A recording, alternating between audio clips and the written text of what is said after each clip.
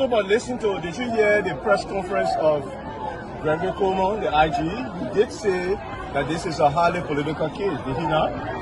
So you don't take the partisans' word for it, you take the IG's word for it. We elect on 85 irresponsible men, what happened to our country.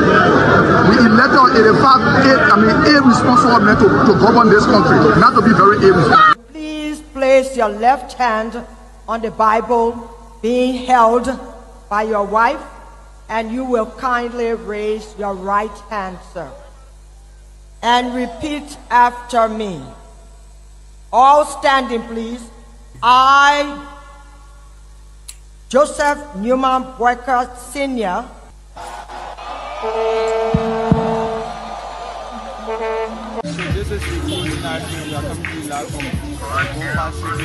No secret now that your friend and former boss will be a candidate in 2029. With all of that you experience, all of that you know, and everything that you see unfolding in the country now, will you support him? Will you be part of the process? Will you give him the support? Do you think he can be a better president? So why you want to bring political men in it or not? Oh, but you political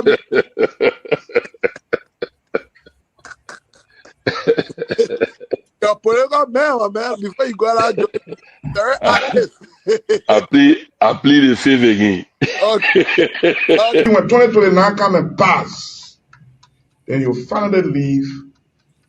Mission is completed.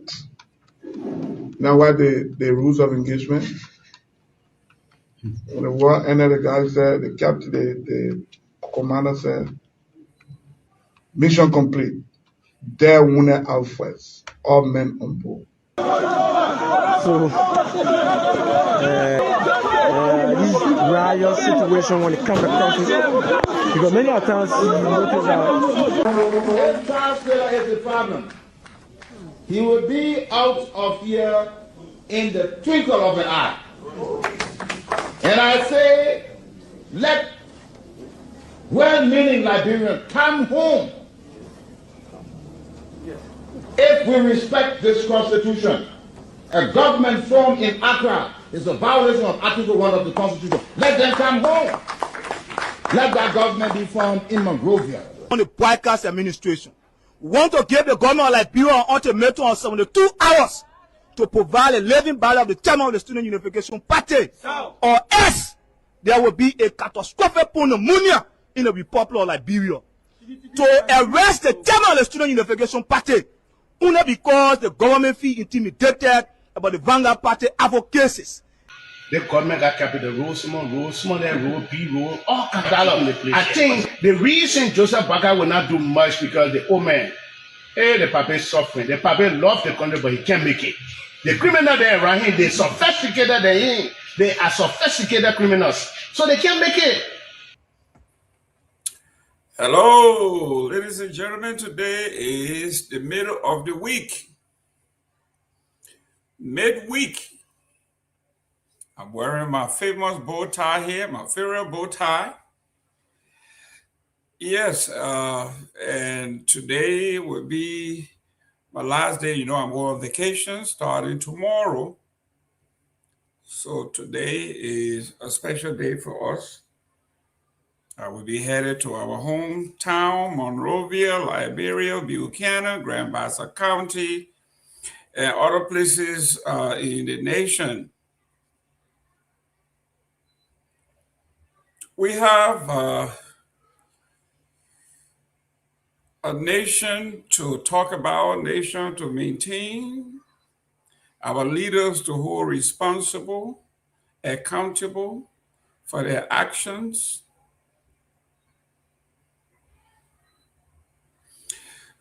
So today I want to refer to one of the iconic writers of all times in American literature, Mark Twain. Mark Twain said, close your mouth and look like an intelligent person. Or open your mouth and look like a complete idiot.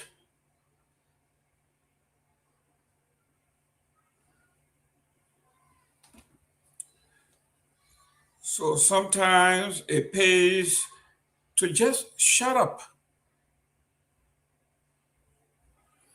If you don't know, you say, I don't know. There's nothing wrong with admitting that you don't know. And if you are wrong, you tell the folks you are wrong. But when you tell one lie, then you have to tell another lie to cover that lie, to cover that lie, to cover that lie. And it just keeps going and going, and it never stops.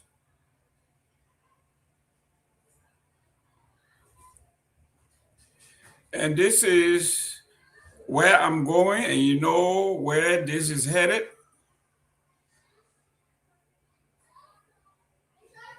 When you are a president and you have incompetent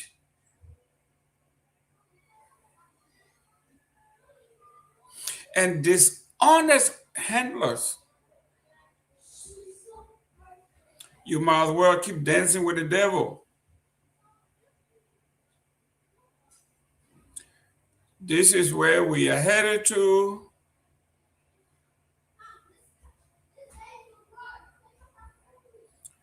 The Deputy Information Minister, one of the men that were on here a few weeks ago, his name is Daniel Sano. Deputy Minister Daniel Sano released a full disclosure on the FOIA project.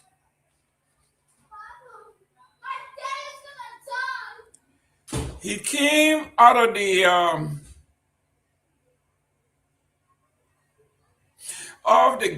the gate attacking the news, the media.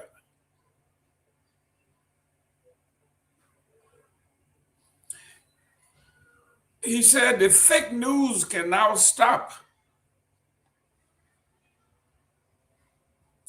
And he went on to say, here is everything you need to know about the MRU presidential project for regional peace and development.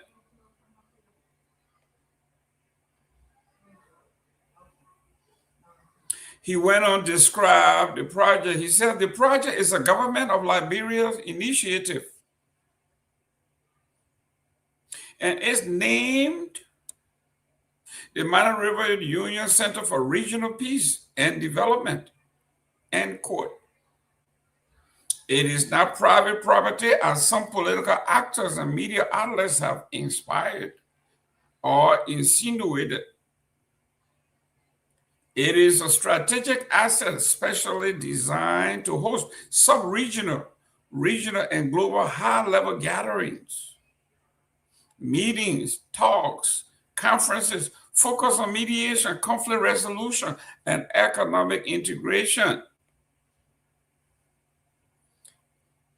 It includes a 500-seat conference hall and secure accommodation in 9 units for visiting dignitaries. It is situated on approximately 7 acres of land in Foya, Lofa County. And he went to give the justification for this. He says, why the project? Liberia is the oldest independent nation in the Myean River Basin, which consists of 4 countries. Liberia is respected as a regional leader and is looked to for guidance on key issues, including regional peace and security. The center offers a secure and strategic space to host national, global, and presidential dialogues when Liberia needs to do so. Liberia's current role on the United Nations Security Council over the next couple of years, as well as its esteemed and respected standing on the sub-regional, regional, and continental and global stage, requires it to be well prepared to support and lead regional dialogues on peace and security beyond the Myean River Union. The facility honor and within the project will be a significant and strategic enhancement to the country's current roles. Then he said, why Foya, Lofa County? Justification. Foya district is strategically located in the northern part of Liberia, Lofa County in particular, situated at a confluence of Liberia, Sierra Leone, and Guinea, the three founding members of the Minor River Union. Its distance from the bustling suburban area of Lofa and other parts of Liberia makes it an ideal geographic hub for cross-border security and conflict and peace resolution and discussions. The people of Foya have long been active in dialogues with their neighbors in Sierra Leone and Guinea on regional peace and development issues through the Makona River Organization. The government of Liberia sees this initiative as a project for the Minor River Union region to promote peace, security, and cross-border collaboration at all levels. Why the confidentiality? Why we were hiding it from you? The project's confidentiality was strictly governed by security protocols necessary for constructing facilities with security implications intended to host high-level officials and events requiring high security and sensitivity. It is unconventional to publish or discuss the blueprint and security layout of a facility designed to host regional and global leaders, VIPs, and other dignitaries while it is under construction. This helps prevent security vulnerabilities. The unauthorized drone footage that sparks debate about the project poses a risk to the security and integrity of the project and proves the point being made. As mentioned earlier, the facility is not private property at all, but public property owned by the government of Liberia with national, regional, and global implications. Funding of the project, he says. The project is financed through a combination of contributions from national, regional, and global entities, as well as private individuals and businesses. The total investment is estimated at approximately $6.1 million.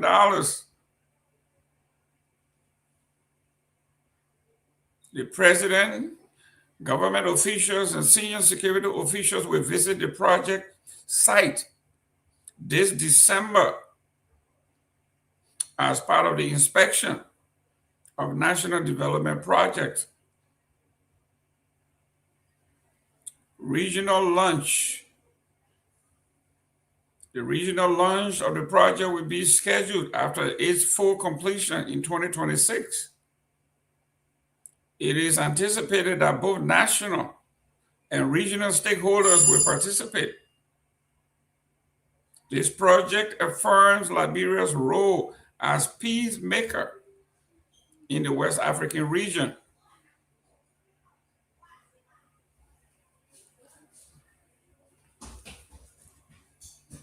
Mr. Daniel Sano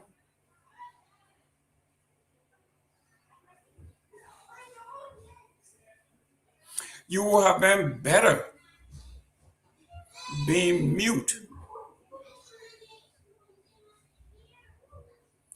Please do us a favor, share this show as we delve into these issues. Send in your comment, tell us where you're tuning in from so we can send a shout out.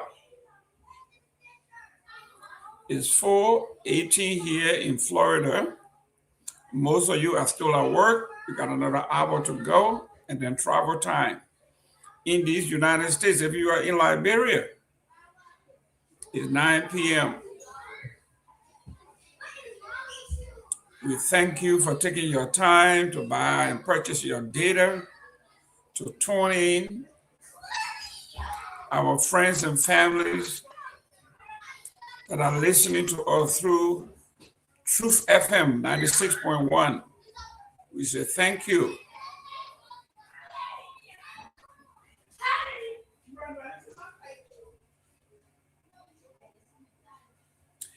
If you are under my voice, you know that this is political in nature.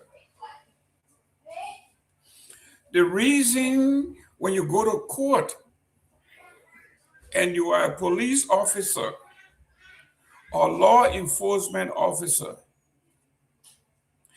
and when you break the law, the judges come down very hard because they say you're supposed to know better.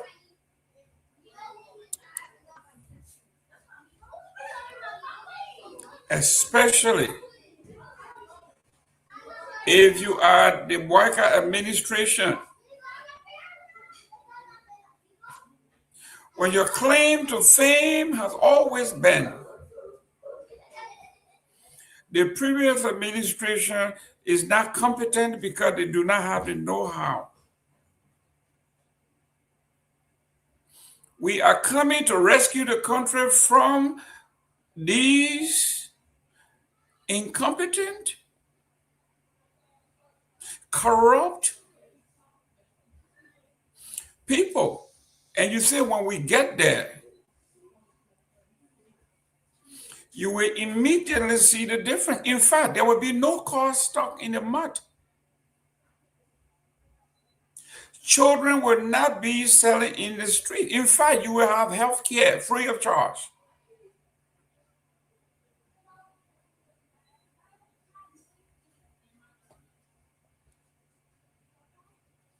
We are going to bring the most competent folks in government.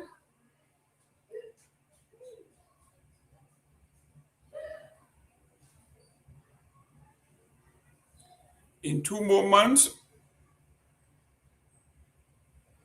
little over a month actually, this administration is going to be midway, entering the 3rd year of the 6-year term.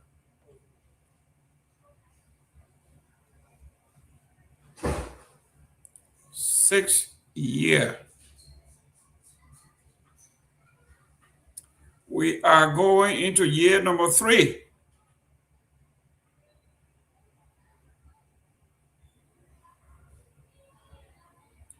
So let's look at what Mr. Sano, on behalf of the government, just wrote. Let's look at the financial aspect first. They have no clue how much the project will cost.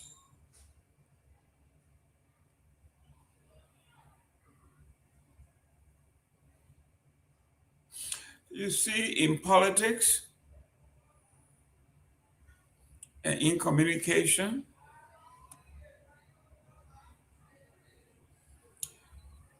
sometimes it's not what you say, it's how you say it, and sometimes it's not how you say it, but what you say. For a government that have issued a contract to say they don't know how much the project is going to cost, but they say estimated maybe $6.1 million. Then they turn around and say the fake news are pushing around $10 million. But they wouldn't give us how much this project is going to cost. They are saying maybe an estimated price of 6.1. When someone tells you estimated means they don't know.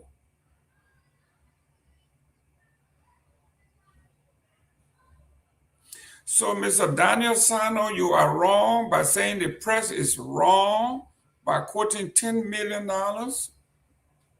At least they were exact. You are saying an estimated, you don't know.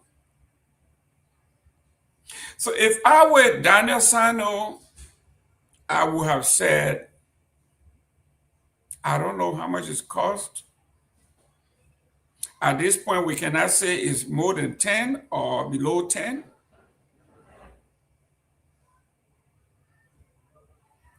That is what in politics is called plausible deniability. You say something that makes sense, even though it's a lie, but at least somebody can believe you because you leave room to wake up. But by attacking the media and everybody else, and then you yourself don't have any figure. This is why Mark Twain is saying, close your mouth and look like an intellectual, look intelligent. Or open your mouth and look like a complete idiot.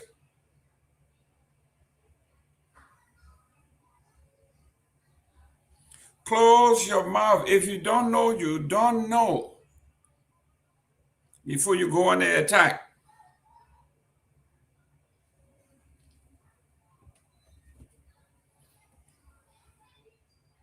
Constitutionally, only the House can appropriate money of this magnitude.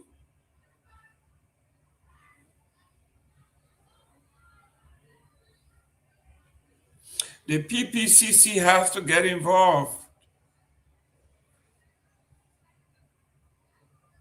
How was this project bidded for? Who were those that bidded for this contract? How was the winner chosen? Who is the winner of this contract? Who bears the oversight responsibility? Who is the architect?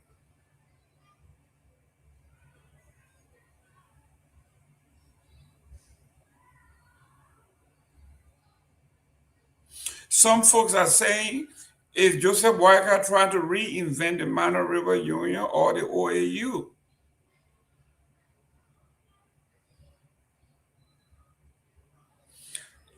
President Joseph Boyka has been around long enough to know that there is a pristine piece of property in the Republic of Liberia, particularly in Monrovia, called the OAU Center, that deserves to be renovated.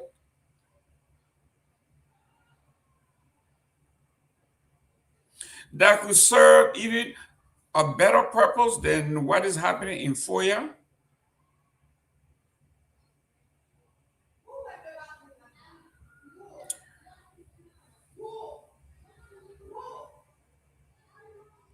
When the OAU were hosting their convention in Liberia, everybody assembled at the OAU Center and had a great time, historic in nature, an accomplishment on the late President Talbot. The facility and the property is in ruin, total ruin, dilapidated. Yet, President Joseph Boyka is walking away from the OAU Center.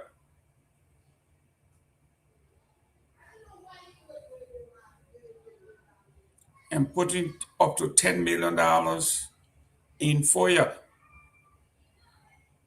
In an isolated area where no one goes.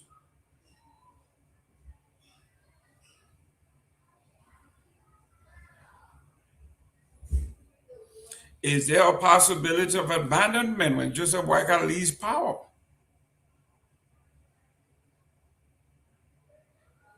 Just as they have abandoned the OAU Center.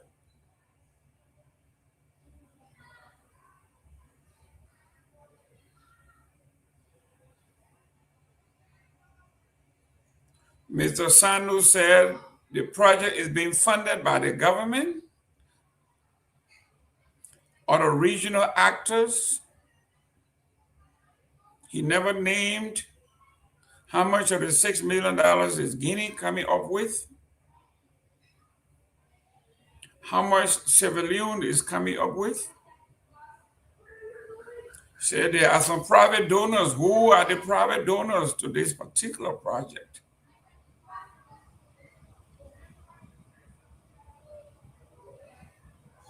And what interest does a private sector person have in such a project? What are they getting back in return?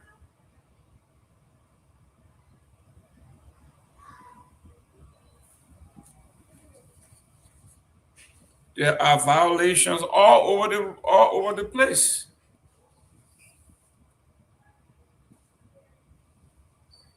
If you look at the arrest,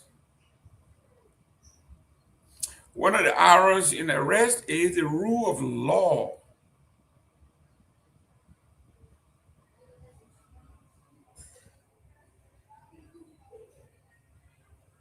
But let's go to the front page of Front Page Africa and see what their take is. This is today, and it's been written by Selma Lomax.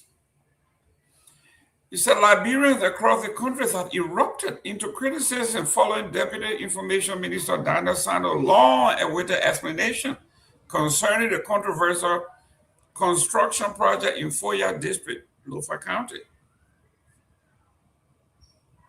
which for months have been widely described as a presidential villa linked to President Joseph Boakai.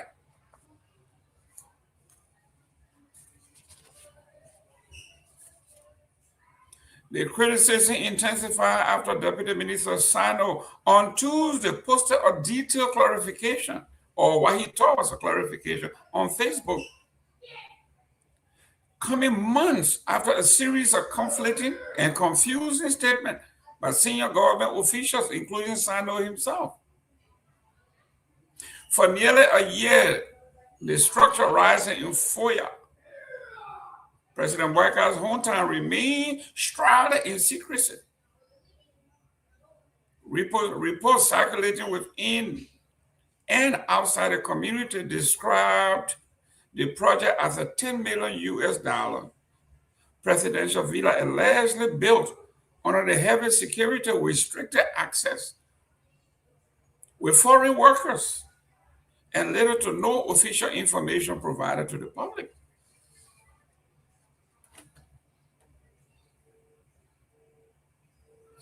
During the expanded period, Liberians say they never received a single coherent explanation from the government. Instead, they were confronted with denials, half-truths, and contradictory statements that steadily eroded public confidence in the administration's commitment to transparency. Deputy Minister Sano was among the first officials to publicly address the controversy when earlier reports linked the project to Myean River Union. At the time, he categorically dismissed those claims, stating that the information suggested that the Myean River Union were funding were misleading and untrue. He said his checks with MRU sources in Freetown and a review of the organization's website showed no such project. However, his response failed to answer the most basic question on the minds of Liberians, including what exactly was being built, who authorized it, and how it was being financed. That silence created a vacuum that fueled speculations and suspicion across the country. Confusion deepened when Presidential Press Secretary Kula Fofana later stated that the structure was a government-owned facility intended for the office of the president and future presidents of the Republic of Liberia, not a private residence for President Boakai. As she explained at the time, the facility was built for the office of the president and not as a personal property of the president. While her statement attempted to distinguish public interest from private benefits, It failed to address concerns about cost, procurement procedure, and why such significant projects appear unknown or unclear to other senior government officials. Public disbelief intensified when Minister of State for Presidential Affairs Samuel Stikwa appeared before the Senate during his confirmation hearing and openly declared that he had no knowledge of any presidential villa being constructed in Lofa County. For many Liberians, this admission was alarming. It suggested either a serious breakdown in coordination within the highest level of government or a deliberate attempt by the officials to distance themselves from a politically sensitive project. Public Works Minister Roland Gideon further compounded public concern when he appeared on a radio program and declined to provide details about the project. Citing security implications, he insisted that the executive mansion should address the issue and also claimed he did not know the details of the construction. Coming from the minister responsible for public infrastructure, this response reinforced public suspicion rather than offering assurances. It was against this backdrop of prolonged silence, contradiction, and official evasion that Deputy Minister Sano resurfaced months later with what he described as a comprehensive explanation, end quote. He identified the project as Mana River Union Center for Regional Peace and Development, a government of Liberia initiative intended to host regional and international dialogue on peace, security, governance, and economic integration. According to Deputy Minister Sano, the facility includes a 500-seat conference hall, 9 accommodation units, sits on 7 acres of land in Foya, and carries an estimated cost of $6.1 million US. He stated that the project is funded through a combination of national, regional, global, and private contributions.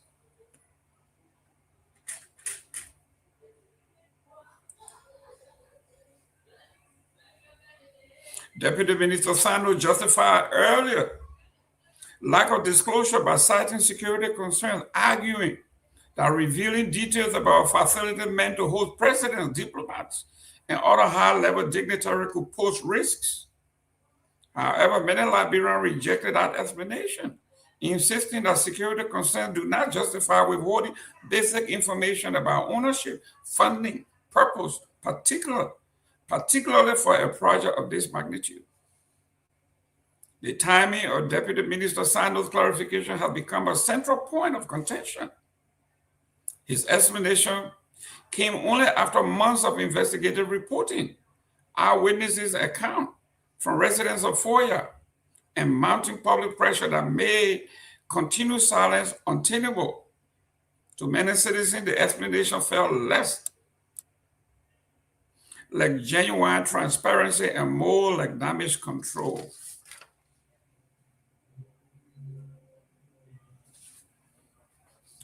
Public anger has also been sharpened by members of the Unity Party's stance while in opposition. At the time, the party harshly criticized President George Weah and the Congress for Democratic Change, accusing Weah of using government money to build condominiums. The Unity Party consistently preached transparency, accountability, and fiscal discipline, arguing that Liberians had a right to know how public resources were being used.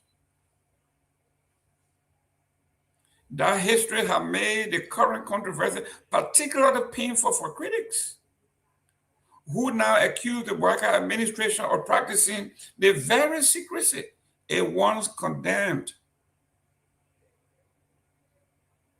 Liberia, responding to Deputy Minister Sano's Facebook post, did not mince words.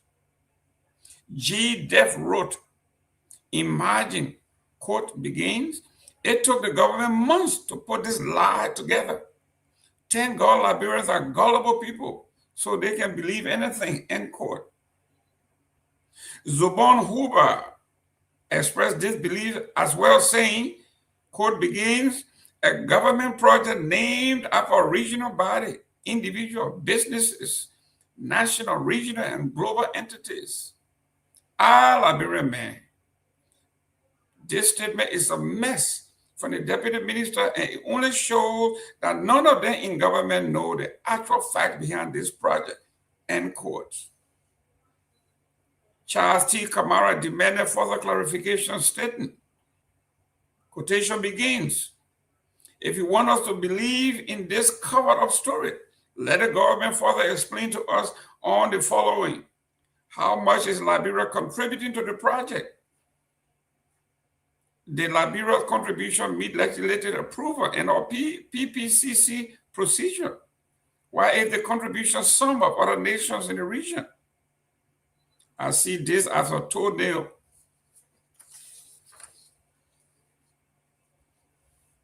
And Yahoo Boy's justification coming from a corrupt regime. Quotation ends. Samuel S. Weir described the situation as humiliating, writing, quote, my people, this is too shameful and disgraceful for the government to come out to this public and say tabata after pressure upon pressure. The government will surely give account to the Liberian people. Every long road has an end, end quote.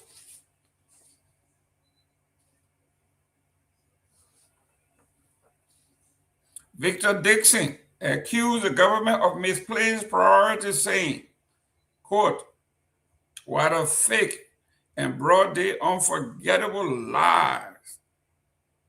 So this government is so concerned about spending the Liberian people's hard-earned taxpayers' money to construct headquarters for the Minor River Union rather than spending it on the Liberian people who are faced with extreme poverty in this country.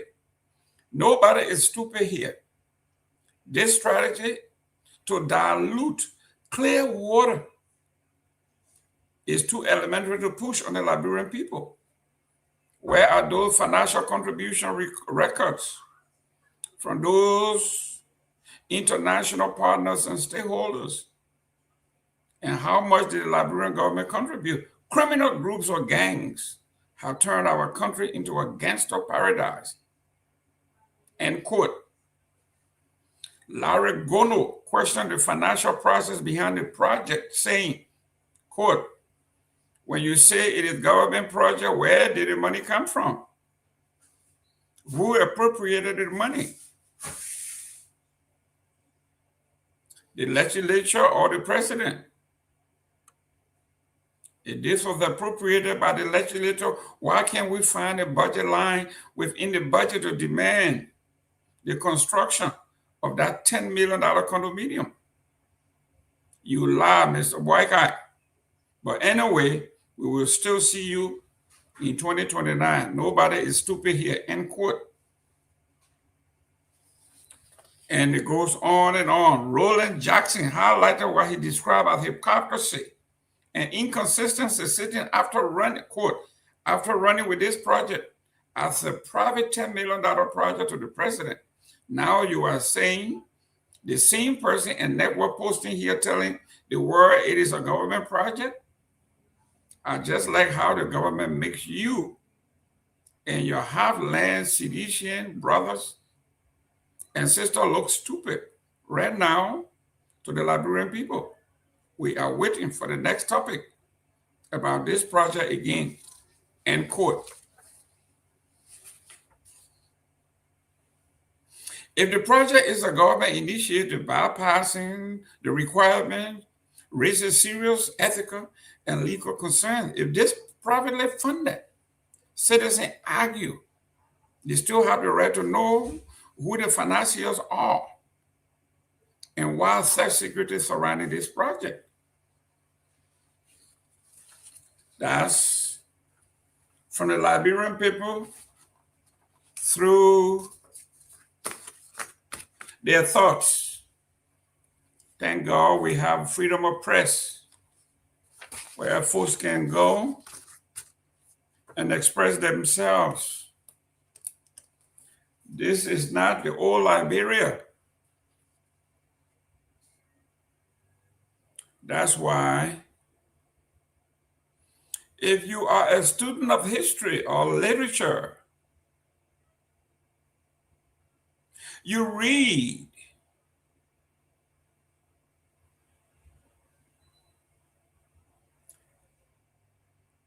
and if Sanu was a well-read individual, he would have listened to Mark Twain.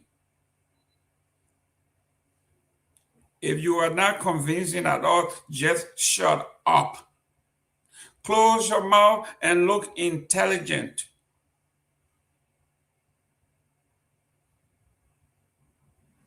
Just sit there, go to the news conferences, look pretty, dress nice. Just sit, cross your leg, let other people talk. And you will look very intelligent. But when you mount the podium, and then you become politically incongruent,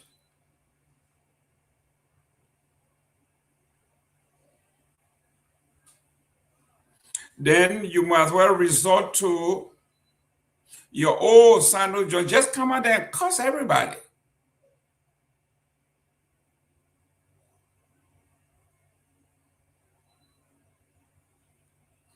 Deputy Minister Sanu Johnson have delved into intellectualism,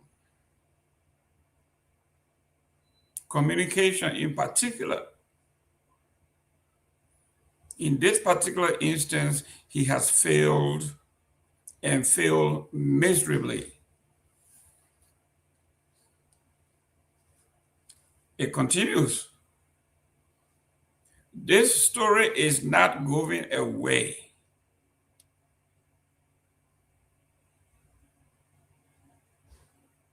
You cannot run our government by fiat.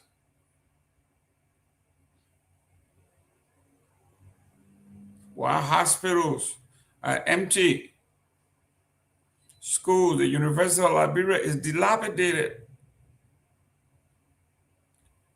The OAU Center is destroyed and needs a facelift. The E.J. Robb building needs a facelift. The Dopoh Palace needs a facelift in the middle of the country. We are taking 10 million out of the Lofa. I like what he said. He called it the suburb of Lofa.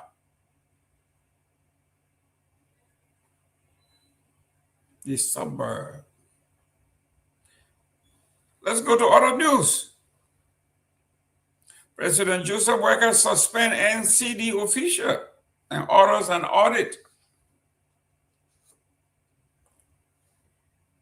The executive mansion in Monrovia, President Joseph Newman Walker Sr. had taken decisive administrative action at the National Commission on Disabilities, suspending 2 senior officials and ordering a comprehensive audit following recommendation from a special investigation committee. According to the statement released Tuesday by the executive mansion, the president had temporarily suspended the NCD's executive director, Mr. Samuel Dean, and deputy executive director, Madam Winifred Pay, pending the outcome of an audit into allegation of mismanagement at the commission. To ensure the uninterrupted operation of NCD, President Walker appointed Apostle J. Aaron Wright Sr. as acting executive director, and Mr. Emery Amos Jesse as acting deputy executive director.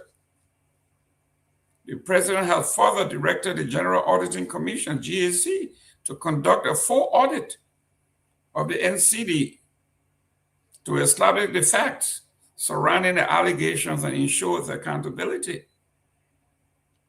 These actions underscores the administration's commitment to transparency, accountability, and responsible governance, while fully respecting due process under the law.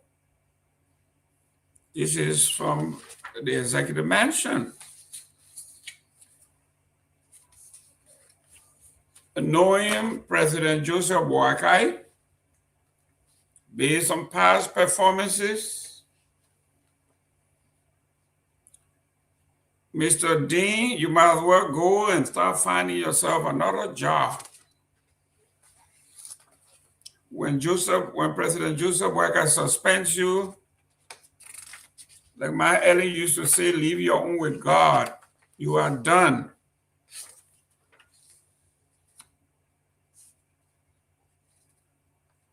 Mr. Samuel Dean and Mr. Pewee, and Mrs. Madam Pewee, Winifred Pewee, you better dust off your resume. You ain't coming back. All things considered.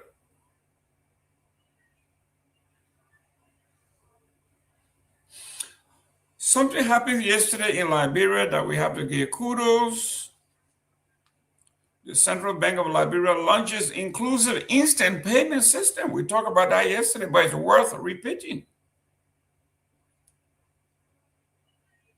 That particular action ends an era of mobile money silos. Silos mean you're in your little group and you sit there and talk to yourself. So now, this government and this central bank have removed our actors out of the silos. They are now coming into the open. Why, if I have Lone Star, I can't communicate with somebody that carry Orange or something else? Why can I do business across the different lines?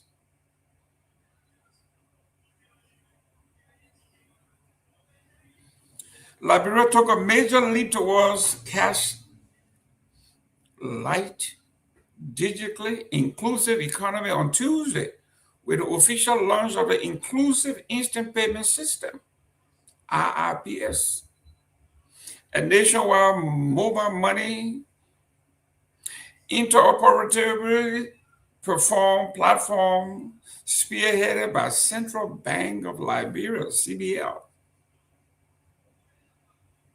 Unveiling the system, President Joseph Boakai declared a new era for Liberia's economy, describing it as a bold national commitment to financial inclusion, transparency, and digital transformation. Delivering the keynote address at the Ellen Johnson Ministerial Complex in Odious Congo Town, under the auspices of the Central Bank of Liberia, President Joseph Boakai said, "This signals Liberia's readiness to embrace the future of digital finance while ensuring that progress reaches every citizen in the Republic of Liberia. This is not just a technology achievement, it is a statement of intent." President Boakai said, "It is a promise to our people that progress will not leave them behind."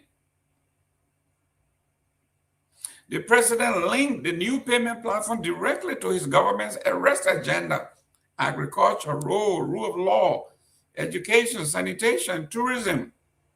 Described the system as a powerful enabler across all sectors of the economy. Let me welcome Sarah, the Queen of TCA. You see, she's doing her hair. She want to make sure everything is perfect.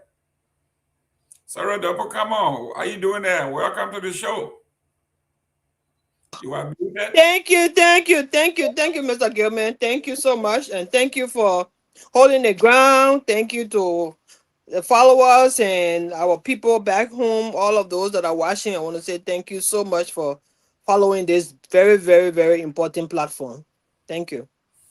I like what the president said, that this one is part of his agenda. And he intimated the arrests, the rule of law and sanitation. Little did he know what was coming up in the papers. It says here, Omega Marcus sellers trapped between garbage and official neglect. No. You know, in literature, there's something called divine intervention and true tragedy. So sometimes when you are speaking to people, you got to be careful what you say, because they say the walls got ears. Little did the president know that that while he was speaking, the media was in the Omega market. Look at this. And he said sanitation is one of the pillars of his government. So while we are thanking the president for a major accomplishment, he was able to intimate in his speech. The president linked the platform directly to his government's arrest agenda. I'm not interrupting you, Mr. Gayman. What is the major accomplishment? Well, for us to have an economic platform where people can have you digitally, we can send money and do all of these things. It's good. I like that. We didn't have that. Not to this level. For the president to use this occasion, you know, this is why we keep saying, sometimes you do well, just keep quiet. How you keep quiet when you want the people to know? I don't want to say what I said to Daniel Sando to the president, because it wasn't my court. It was Mark Twain, where he says, close your mouth and look intelligent. Open your mouth and look and sound like a complete idiot or a fool. That's what Daniel Sano did when he came over to lie about this particular. He came on our platform and told us that that was not a government project. In fact, he knew nothing about it. So now the government is claiming that it's for the government. Is the project? It said it is their project. They own it. And he started off attacking the media. As usual.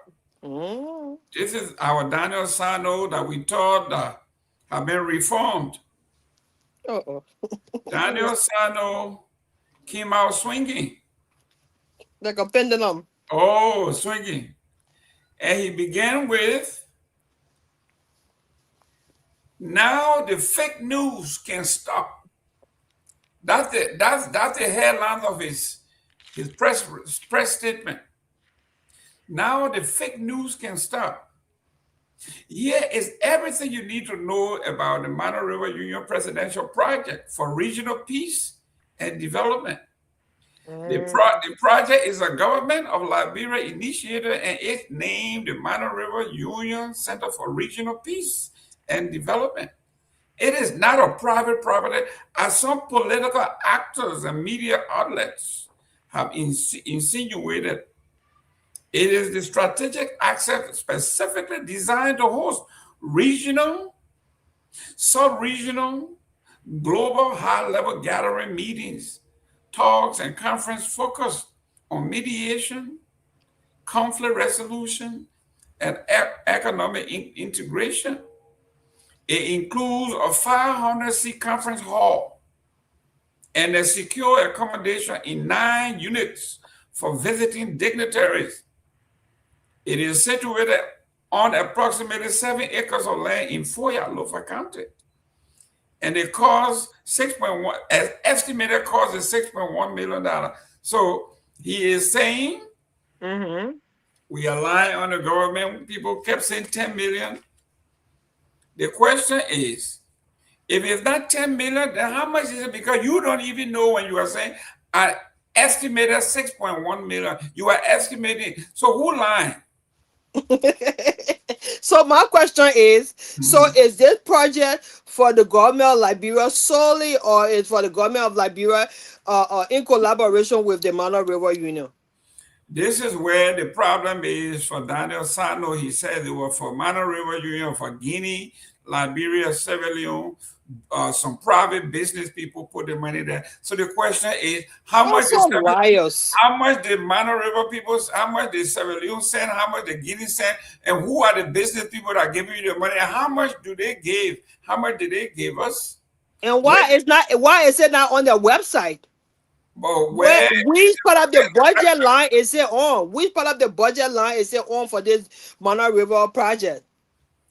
That is the Mango. That's the $1 million question. That is there. So Daniel Sano, like the American man say, when you in a hole, stop digging. He won't stop digging. He just keeps saying things that will bring us more questions. He answers no questions, and he develop more questions and more questions and more questions.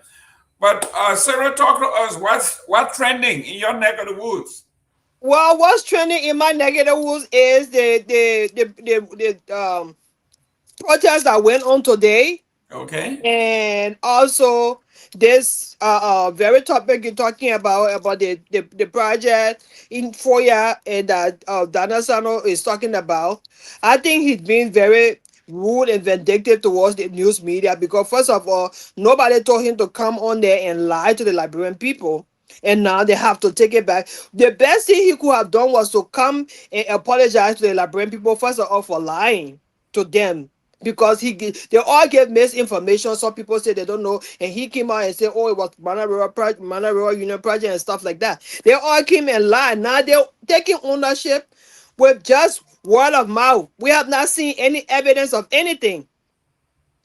And as we all know, this government is a lying government. Anyway, they came to power on lies, and they continue to perpetuate those lies. So when you come out here and first of all tell the Liberian people that this project was for this and was for that, and then you come back and change your statement, first of all, you apologize to them for lying to them.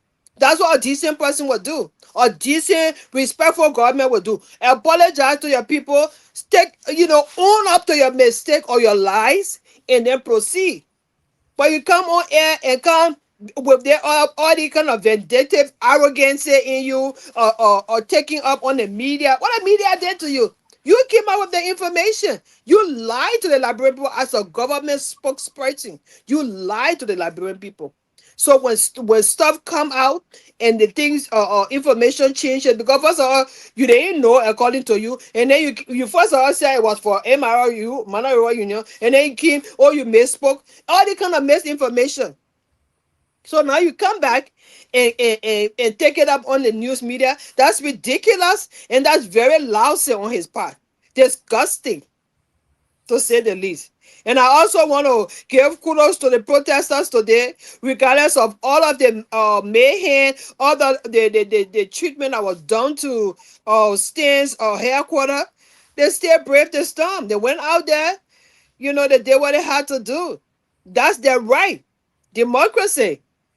United Party did it so many times in Liberia. We all sat down here and saw it. We saw how they put up protests in our country. We saw how they criticized the former president for not coming out to accept, the petition and stuff like that. But they are the same people clapping for Bwaka today because he left the executive mansion to go home to sleep when the protesters were on their way. Where is the change? Where is the change? You come to change your situation and you repeat it and you do worse. So nobody there was rescued. The country is still at the same place, Mr. Gayman. Thank you. I will stop this far. She is on fire, ready to. Ladies and gentlemen, thank you for tuning in. Like I always said, if you wanted a soldier, if you wanted to go to war with any soldier, and that soldier name is Sarah Dopoh, you got a good partner. She's a fighter. She knows the subject matter. She runs for nothing. Nothing. My eating born on anybody table, so I can talk anytime I want to. Aha, there you go. And she's from the southeast, so you know she got some hot pepper. It gotta be Tomalin. No, not Tomalin. It gotta be. It has to be that palm butter. Ain't no Tomalin. Kanya pepper. Kanya, there you go. Oh, Kanya pepper, Kanya pepper. Aha, you heard that song before, right? There you go. Let me say welcome to. Is that Jerome McGill? Is it Baron? Welcome, Seleke Kromah.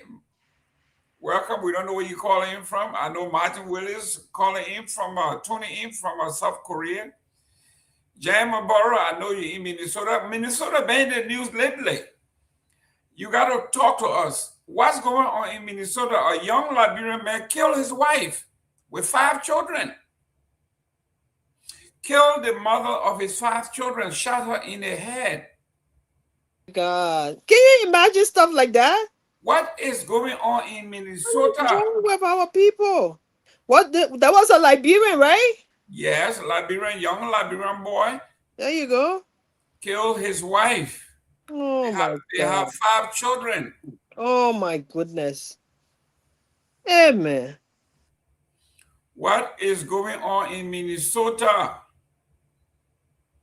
You guys have been in the news lately for welfare fraud, COVID fraud, you name it, any kind of fraud you can think about, in the billions for welfare fraud. COVID and then here you are, a young Liberian guy killed his wife, 5 kids, shot her in the head. Amen. In front of the children. Can you imagine?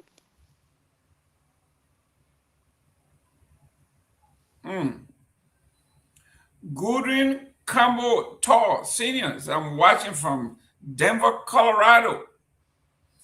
The Mile High Stadium. Welcome. The Denver Nuggets. They and the Joker, they're doing very well in the basketball. I saw them. They got a good team. The Denver Broncos doing very well. They could do better, but they're doing good. Martin Willis, thank you, guys. Let's share the show. Get involved. This is highly political. We are talking politics. So if you are in the back, let me see who's in the back here. Okay, Sarah was in the back. Myean, okay, there you go. Great. So we got all of our folks tuning in. I like when the folks are tuning in. I'm reading what they say. Aaron Morback, good evening, closing argument family. I'm sick of this rescue government behavior. I want to respond to Gerald, Miguel, Barry, and whatever. If you will come out here and insult people and think you can censor them by your insult, you got a wrong person. I am not moved by insult, Gerald. Okay, I'm not moved by insult. You can insult all what you want to say. I have a right to speak, and I will speak. So that person you call him fool, take it back to the place you came from. That training that you got, take it back there. Because I'm sure that person that bought you, they ain't train you to be rude. They ain't train you to be rude. So you better take it back there. If you can't make it in a civil discussion, get out of here. Nobody call you here. Nobody call you here. Okay? We are discussing Mama Liberia here. We're not discussing your feelings. We are not discussing your feeling. If your demigod gave you small money to come out here and insult people, too bad for you, sir. Too bad. Well. Usually I wouldn't give such a person the notoriety. Sometimes people give it to them make agreement. Let me say welcome to Mozart Dennis, watching from Minnesota. Minnesota been trending. Yeah, yes. For the wrong reason, though. for a father to get rid of his children's mom? For what exactly? What is he afraid of? Why will you make your children mom motherless? Why? That's so disgusting. What is wrong with that? Why will you do that to your children's mother? What is wrong with these people? What is wrong with our people, Mr. Gayman? In front of the children. Can you imagine that? You mess their brain up for life. You traumatize these kids for life. For life. Amen. Oh. Why? A young Liberian man. And then he finished doing that one and he said he running away. Where you running away to go? He wants to run. This is what I don't understand. You premeditate this and you think about it. You know it's going to happen. You know what's going to happen. Instead of leaving the woman, whatever she did, or even if she did nothing, but you don't want a relationship, why don't you walk away? Walk away. Leave the woman with her children and go. Nobody forcing you there. They tie you there. Leave the woman with her children and go. A lot of women are single mothers here and they are doing perfectly fine. Perfectly fine. I'm one. Okay? And I raised my boys. Okay? I raised my children single-handed with 5 kids. Okay? I raised them. God first. I raised them. Now one day, me and somebody may plow. You want a woman, walk away. You don't have to kill her. That's ridiculous. We don't want to deviate here, but we've been discussing this here. Yeah, let's proceed, man. Let's proceed. No, this is very important because we've been talking about our culture. Men are killing their wives in Liberia every day. I don't know. For those of you who keep saying we should hold on to our culture, and some of us are saying let's keep the good part and get rid of the bad part. And you saying this, look what this man did in front of his children. I'm telling you. Now the children are going to be fatherless because he's done. Oh yeah. Oh yeah. They are motherless because she's dead. Exactly. Exactly. And then they are traumatized because he shot her in the presence of the children. I can't imagine what those kids are going through. It's just unimaginable. I just can't imagine what they're going through. What part of Liberia, what part of humanity is this monster from? I'm telling you, we're broad daylight monster. Broad daylight monster. You worry about children support, go find a job. Somebody who is the mother of your children. If you don't want the relationship, so be it. So be it. Walk away. And this is a lesson. There should be a lesson for even those men or women that are out there and having problems in their relationship. If it is not working, it is not working. Walk away. Walk away. Walk away. You can make it. Everybody has second chances. Yes. If the first one doesn't work, give you another shot. But it's not worth taking your life. It's not worth taking somebody else's life. Those jealous men that will say, if I don't have you, nobody else will have you. Oh, there are plenty out there, Mr. Gayman. Well, we just got one less because he ain't coming back where he's going. I can tell him that. There are plenty out there. They will keep getting them one at a time. Yeah. You kill the mother of your 5 children in the presence of the children. Can you imagine that? Can you imagine that? Something wrong with it, children. You didn't think on the psychological impact it's going to have on these children, the trauma. It's ridiculous, man. Seriously. How in the world will you then, according to the paper, he tried to get away, Yes. walk across the border to Canada and try to take a flight to Mexico. Good luck to him. God, I want to him know that the people got the folks all over the place. Interpol all over the place. And he was apprehended. Now he's going back to Minnesota to face first-degree murder. Yep. This is a man who, I mean, what I know, how in the world can you decide to just give it all up? Your life, even if it was, if you didn't want to live. Very, very sad. What damaged the lives of the young kids? I'm telling you. Because you can't get along with the mother?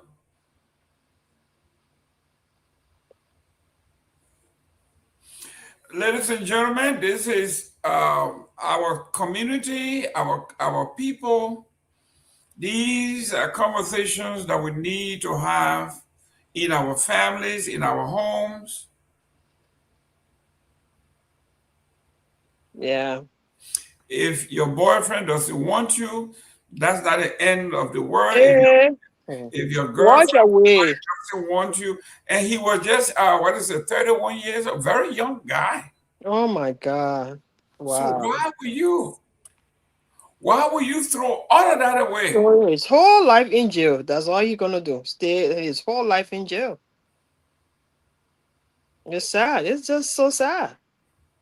You know, we're talking about, yesterday I touched on it, about how our culture, our traditional folks, our religion, I mean, the abuse that women go through. We talk about Islam, when women have to wear, they got to be wrapped from head to toe in some other area. Women are subservient to men. Women can't do this. You go in the interior, you go to any of the countries. Some worse than others, but women are the target everywhere you go. If you took the women issue out of this, the people will tell you they don't want no society. That society thing they're talking about, it's all about how to subdue women. Wow. Everywhere you go in the churches, they got special rule for women. Some churches can't allow women to preach. Some churches can't allow women to read the Bible.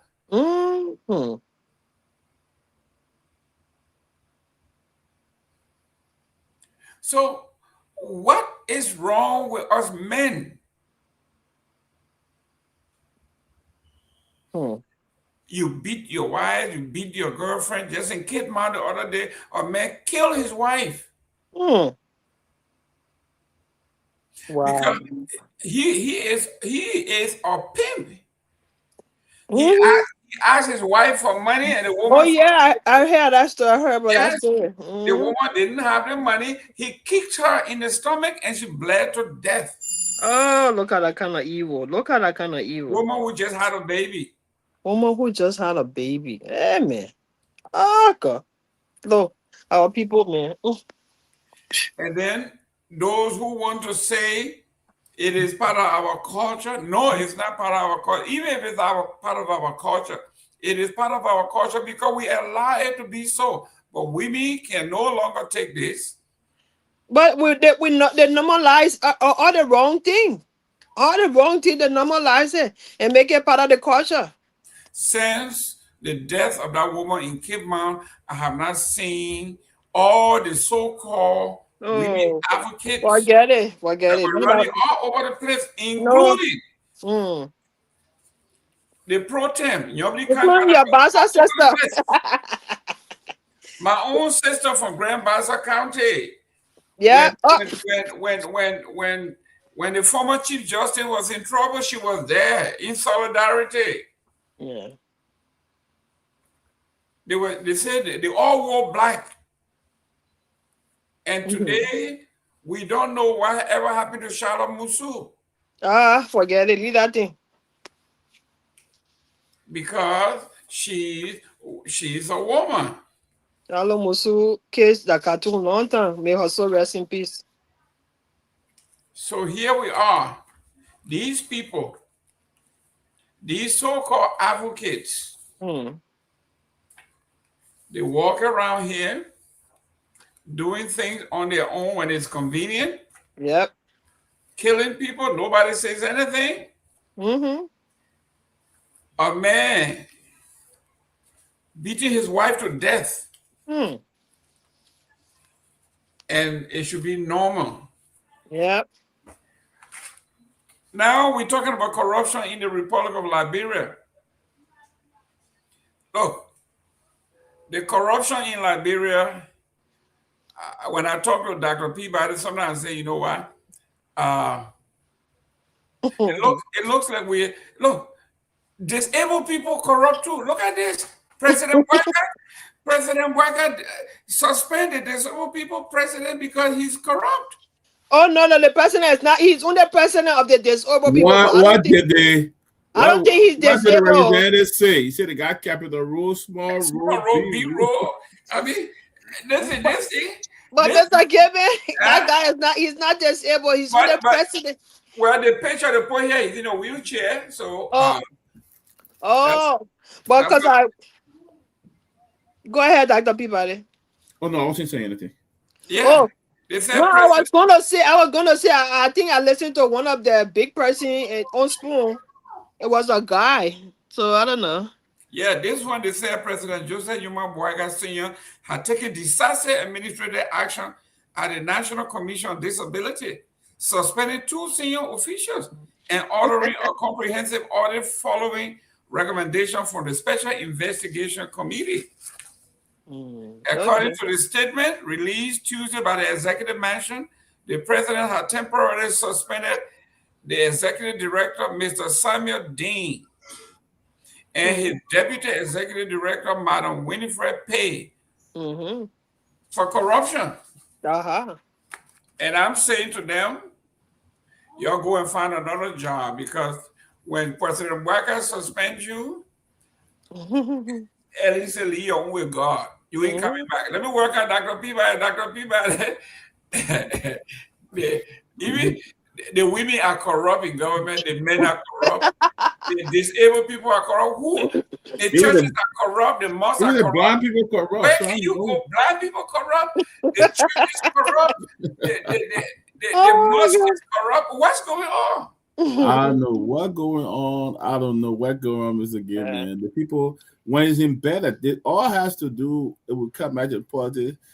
I said this on the show before. I said if I continually take things from behind my parents, and every time they ask who took it, I say I the one, and it nothing to do to me, I will be encouraged to take more. I will take until one day, what happened?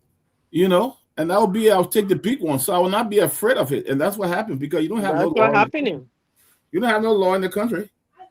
I mean, people hardly go to jail for anything. So nobody afraid of the police. You got police standing with stick on the street.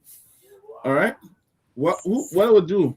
People beat the police people and all. They rather to grab the police and beat them. So it's the action of law, the basic law that should punish people for their action. Nothing happened. In Liberia, anybody can do it. That's why you see people not afraid to steal from government, because you know what? Nothing happened. They just drag it over. At the end of the day, it's over. So that's the problem we are faced with, you know. So everybody can steal. Even the blind man stealing, the disabled man stealing. Everybody wants to steal from the friend. Oh my goodness. You can't trust one person. You get them money, they'll make sure to take small off of the other. They and the brother, they'll eat small for the brother, eat the other ones. Oh, the man they give me, they understand 50. Just like we saw the lawmaker pass around with the people money, he took $200 from on it. Yeah. That kind of stuff. Yeah. You stole the money to go bribe people. Then you stole from there. He take commission. He took 20% of the top. That transportation fee or what? Can you imagine? You steal from somebody, then you go give it to somebody, then you stole from them. You steal from them again. It just shows how we just can be satisfied with things. You know, you get your own 15,000. There are a lot of people get their own 15,000. Then for you to take their own 15,000 today, you gotta take $200 from over their own money. You get a 14,800. Jesus Christ. When you go to say you get him money, he say, "Yes, I get you money." But how much you get? They don't say it. Yeah. Okay. I mean, that's the trend. Dr. Peabody, the church. I can't hear from them anymore because they have been compromised. They got reject churches. Yes, the Islamic people, the man Cry that were all over the CDC here. Bishop Cry. He is not defending this government. Bishop Cry. Yeah, Mr. Cry. We're manager of the RIA. He went and store there. They took him from there. So we're firing him. So I mean, when I saw this today, that you know, the group of 77, the people who we all fight for to say, you know, if nobody gets it, at least these people should get it. They turn around and then steal from what the other man is, Zawu Gibson, that were all over the place. Zawu Gibson was a minister now. Yeah. You can't hear. They were beating the people over at labor. Zawu Gibson were there saying that they shouldn't. Can you imagine, Sarah? This is the blind man who said he was going to kill himself because Joey wasn't doing this, doing that. He was corrupt. They made him deputy minister, assistant minister, wherever, transport. And the women were protesting. Yep. Police were beating them. And Zawu said the women shouldn't be in the street. You have issue, you go discuss it with your boss. Can you imagine? But Zawu got job now, so you think he care about anybody else? He don't care anymore. When you see people criticizing other people, it means they want their job. That's it. Yeah. They don't want to get them to change anything. They want their job. Well, Omega Tower, the Omega market seller trap between garbage and official neglect. Yeah. Doctor, this one here, look at the garbage. Oh yeah, that's in that place. Rescue is here, man. Rescue is here. Country, you must see die. Rescue is here. In the absence of law. Rescue and sanitation. There are places in Monrovia where they are building roads. And what do people do? After they play to build a road, they come out at night, the people there, the pool there, and put the trash there. Because there is because I don't want to use the other word, but that's right. They come there and poo-poo. And put all the trash, all the poo-poo on the road. The people feeling clean, they come walking the next day. Those people there, then they dump all the trash there. People are dirty in that country. Dirty and wicked. At the end of the day, nothing happened. Sarah, February, I was in Liberia, and I was with the embassy staff, and we're driving, and they said, let's take the back route, the UN drive, and we got to Central Street. Look, as a Liberian, in the car with these people, Central Street, the garbage.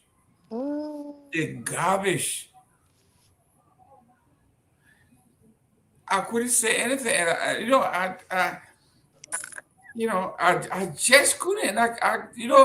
Finally we got into the office somewhere we're talking, and I just lost it how to ask them. All the money that we're giving, that you're giving us, why are you at least not saying anything?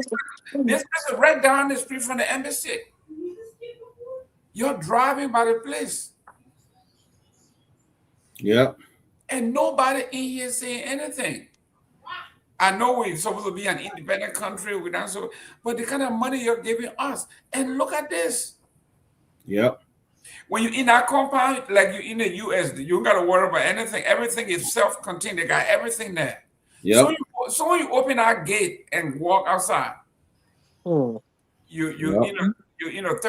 even third world country, because we're not even up to the third world country. Mexico, then they are third world country. I don't even think we reach that level. Yep. But these people, it says here, vendors at Omega General Market, one of Monrovia's busiest trading hubs, say mounting garbage and prolonged inaction by market authorities have turned a key sector of the market into public health hazard, forcing some sellers to abandon their store. That a witchcraft right there, Mr. Gilman. Jesus, the complaint center or when they tell you say, oh, the person was just walking and they dropped dead, that what making them drop dead. There's garbage right there. Oh, the person was just sitting and they started throwing out there, but they were not sick or they just died. That's what's making them sick to die. Those things right there in the street. That a witchcraft right there. All the witch the person, that a witch right there. That's the witch. That's the witch that is killing our people. The complaint center on planting field area of Omega Market, located near Omega Magisterial Court, a vital zone for the sale of plantain, pineapple, fruits, and vegetables, serving nearby communities and daily commuters. Trader says heaps of uncollected waste have occupied nearly half of the roadway for months. Disrupting movement and choking commercial activities. So what's the problem now? Is the MCC not receiving funds to clear these garbages, or what's going on here? What's going on here? So according to vendors, the garbage have remained unattended for over 6 months. Steadily increasing in volume and order. Some sellers said the condition have forced them to close their business altogether. While others have relocated to less visible and less profitable spaces, at least just to survive. Wow. 6 months of garbage. What is going on, Mr. Gilman? We have to ask the hard question. What is going on with the MCC? We have to ask the hard questions. Let me welcome Johnny. Johnny, you are on the ground. This one here. I mean, you know, Liberian people are hardworking. For them to abandon their market, their own goods, because of the health hazard, how terrible it is. It says it got to be real bad. Johnny, welcome to the show. Yeah, good evening. Thank you, Mr. Gilman, Peabody, and my sister Sarah. I was coming from Buchanan driving and following you on the radio, and following your conversation, and just got home. The topic on discussion I heard you guys discussing is old age problem here since post-conflict Liberia. Monrovia and the environs of Monrovia have been filthy and will continue to be filthy because of incompetence. Clearly, people in position to manage and address these problems are just incompetent, and those institutions don't have the requisite professionals or technicians to do these things. And these institutions have gotten support from international organizations, international groupings, and yet and still we have the same problem. The clear fact is that garbage or waste and population are proportionally equal. The more human being you have, the more waste you have. You take a home, Mr. Gilman, you, your wife, and a kid. And Peabody has a wife with 4 kids. Who makes more garbage? Peabody, the wife, and the 4 kids. Mr. Gilman and a kid and his wife have less garbage. That is the simplest thing I've learned in my development study. Waste management and population go in line. More human being, more waste. And in as much as we will always exist as human beings, there will always be waste. Now, how do you take care of waste? The next point is, like, at the most of the waste in Liberia, in my mind, is about like 75% organic waste, which makes it easier to manage and dispose of as compared to inorganic waste. Inorganic waste would be cans, plastics, bottles, and those things that are not easily degradable. So why are we having problem when most of the waste in Liberia is organic? We can use our waste to even be used to be decomposed and support agriculture. Fertilizers, yeah. When I was studying my development studies, we did a subject on from from waste to wealth. How can you be wealthy out of using waste? There are a lot of things because you can turn the organic waste into meaningful materials for farming for agricultural purpose. The inorganic waste, you can do that for recycling, the plastic, the bottles, and all those things. But if you don't have the right people in those institutions, those places that will sit down and organize in a way that you control waste management and waste disposal, you will have these things happening. Look, Gayman, when you come to the laboratory soon, I will bring you to my house and you see what is between my house and the Ministry Dopoh Road. I'm just driving right now. I counted 15 big black plastic bags with waste lying on the road coming to my house. It's a late driveway. Now, people in this country who you see ride the best cars, look decent in the street, do not want to organize their waste in a way that they will not affect their community. I mean, there are so many issues we can address. People here in my neighborhood will prefer giving $150 Liberian to the boss who call Zogo to take that waste. Where do you know the Zogo carrying the waste, for example? Where do you know? In the streets. We have these Liberian organizations here now, so young guys have come together to take your waste from your home in those small tractors and take it to the most appropriate place identified by the city corporation for waste management. So our neighborhoods are dirty because we ourselves here do not know that when you give the Zogo $50 or $150 to go carry your waste, you just take it from your house and bring it around the road, drop it in the road. Because he doesn't know how to take it. So along the way now, between my house, between the Christ Embassy Church and the North Store, coming down our road, Mr. Gayman, everybody on the show, I just passed coming home. This morning, I had to ask my boys to clear it from there and take it. Now I came back, I met more than 15 big plastic bags and cartons of waste from people's homes. In my neighborhood, right in my neighborhood. It's not from far place, right in my neighborhood. Because why? You don't want to pay $10 every month to the waste management people that will come collect it and carry it somewhere better. That's one aspect of the waste business. And in that case, the city corporation now need to, City Corporation, need to, first of all, lay out the community into blocks that you identify the homes. You can do a whole assessment. You know, the income of the community or the neighborhood, right? And then provide means of how people can get rid of waste. Red market, we all get dirty, we all get filthy. And because again, we don't have the way, the technicians that will bring about the idea and the system that will get away. So that whole, and Mr. Gayman, that whole red letter, that whole Bacho man talking about, is a place where almost everybody in Morovia now are eating from. The people leave from Morovia and come here every morning to buy the produce and go sell to Wellington market. So all the goods you see on Wellington market come from Red Leg. All the goods you see at Wellington market comes from Red Leg market. And you see, even as far as Central Morovia, Waterstar, come from Red Leg. Red Leg now is the biggest market ground. All the farmers come from Maigibi, from Bon County, from Lofa, from Nimba. They bring their goods to Red Leg for sale. From Basel, they all kind of Red Leg for sale. What is wrong that we cannot organize Red Leg? Organize that place in a way that we get rid of. And guess what?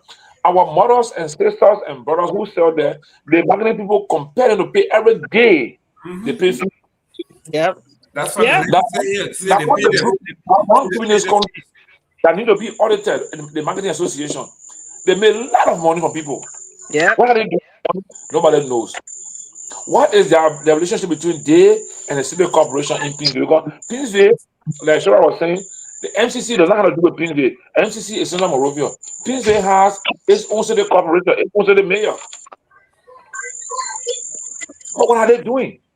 No. So all that, it comes to the point of incompetence and lack of appropriate technicians at these agencies, and will continue to be like this if we don't put the right things into place. And we continue to have health hazard. And look, our partners, international partners, see it, they know it, and they can predict what will happen to us. They predict with the kind of volume of waste we got in the country. They will tell you in the next 5 years you have an outbreak of cholera. It will happen. They're not magic. You got to conduct any serious scientific research. Just look around. You will see that in the next few years, people will be dying here from cholera or some kind of disease because we are living in filth. We are living in filth. And Arizona Monrovia being dirty, Pastor is also, Bikana is dirty. Monrovia being dirty, Kakata is dirty. Banga is dirty. All the big towns who got after Monrovia, copy after Monrovia. No, so I mean that's my I really want to say something here, Johnny. So these people that, take for example, the person, the city mayor in Painesville, for example. Don't they have machines to kind of crush these waste and kind of do something like a landfill? You know, because that's one of the way. Let's say right now the rescue government is. Let me just make a suggestion to the rescue government. Right now they're talking about bringing 285 machines into the country. I don't know whether that's going to be possible or not. But can they put some machines in there that can crush waste materials? Crush them out and use them, like you said, as fertilizer or like to fill land and stuff. Sarah, listen. The reason some of us are upset, Dr. Peabody, I was able to bring government officials here using our connections to Waste Management, Waste Pro, the largest waste management company in the world. They came over here.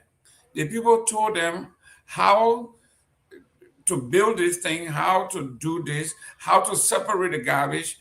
Because what we do here is garbage is profitable.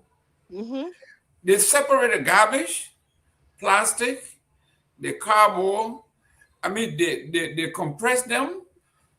China buys them. Like you said, the biodegradable ones, they turn them into animal feed and fertilizer and all of that. So nothing goes to waste. Nope. When the lady went to Liberia with me, the topic of her presentation was, I'm here to talk trash.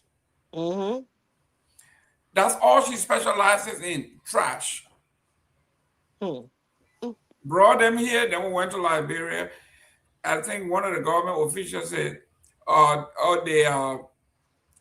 the EU gave her $300,000 to build a waste management. The lady said, listen, for me to develop a blueprint, just the blueprint for your land waste here, it will cost you over $1 million. Wow. So that blueprint will have a sub-region in Bomi that will take care of all the counties there. They will have one in Bassa that will take care of one in that area. There will be one in Nima that will take care of that area. And she said we'll have about maybe 50 to 100 trucks going from city to city all night, just bringing the trash. And then they are separating the trash at the same time. That's the mechanism she's talking about.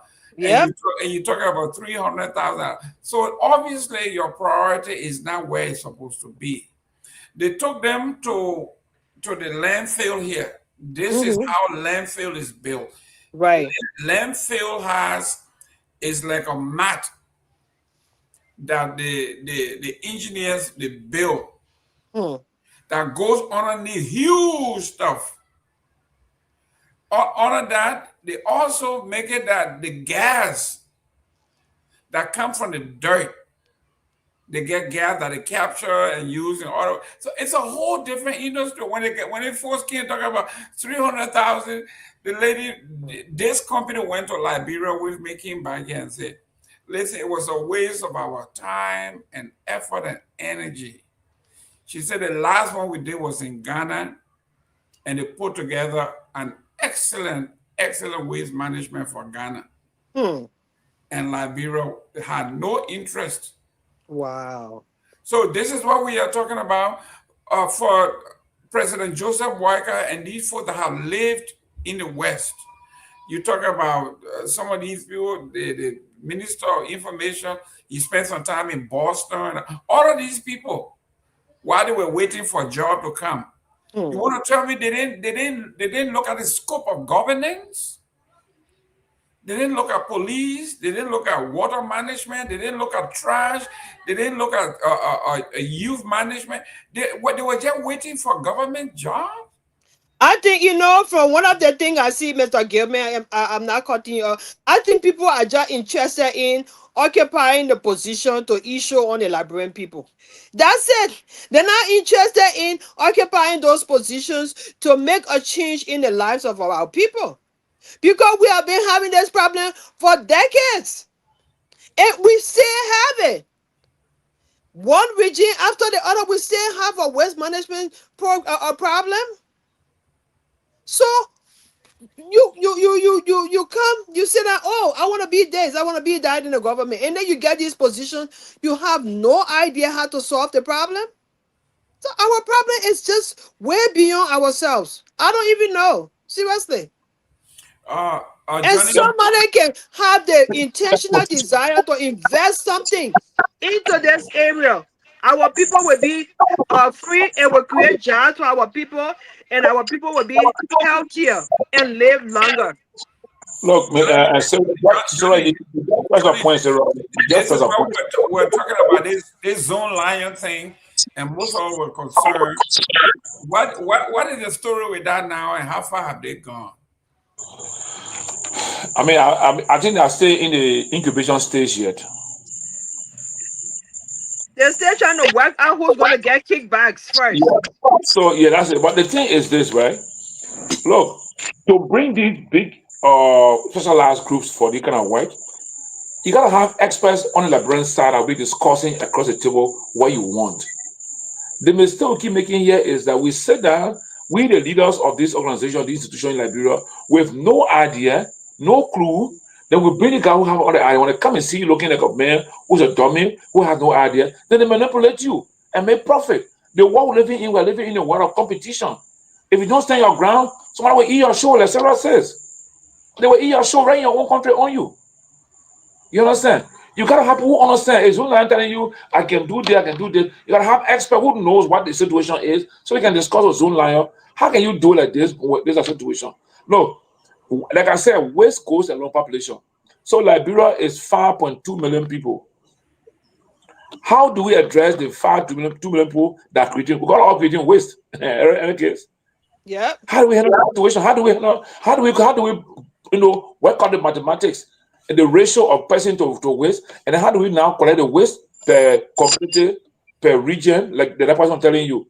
Look, since I graduated, I found there's a group in the US called Regional Planning Association in the US. Every month they do their webinar training online. They send a link and you follow it. I'll tell you one time as a government, they were discussing that when I learned that the truck that carry the waste must not be open, it must be closed tight. Nothing from the truck. But now we should even get wasted on the road, on the driveway, or in the traffic. Our own is different. The guys passing with the truck with things on it, they got some old tarpaulin over here, and as they move, the breeze blowing, the debris are dropping on the road, the waste dropping on the road. What is that? Where are we, Liberia? Where are we? Why must we treat ourselves like this as though we don't have our own mind? You understand? How can people just occupy professional areas based on their political role they play in a campaign? Political and technical areas. Mr. Gayman.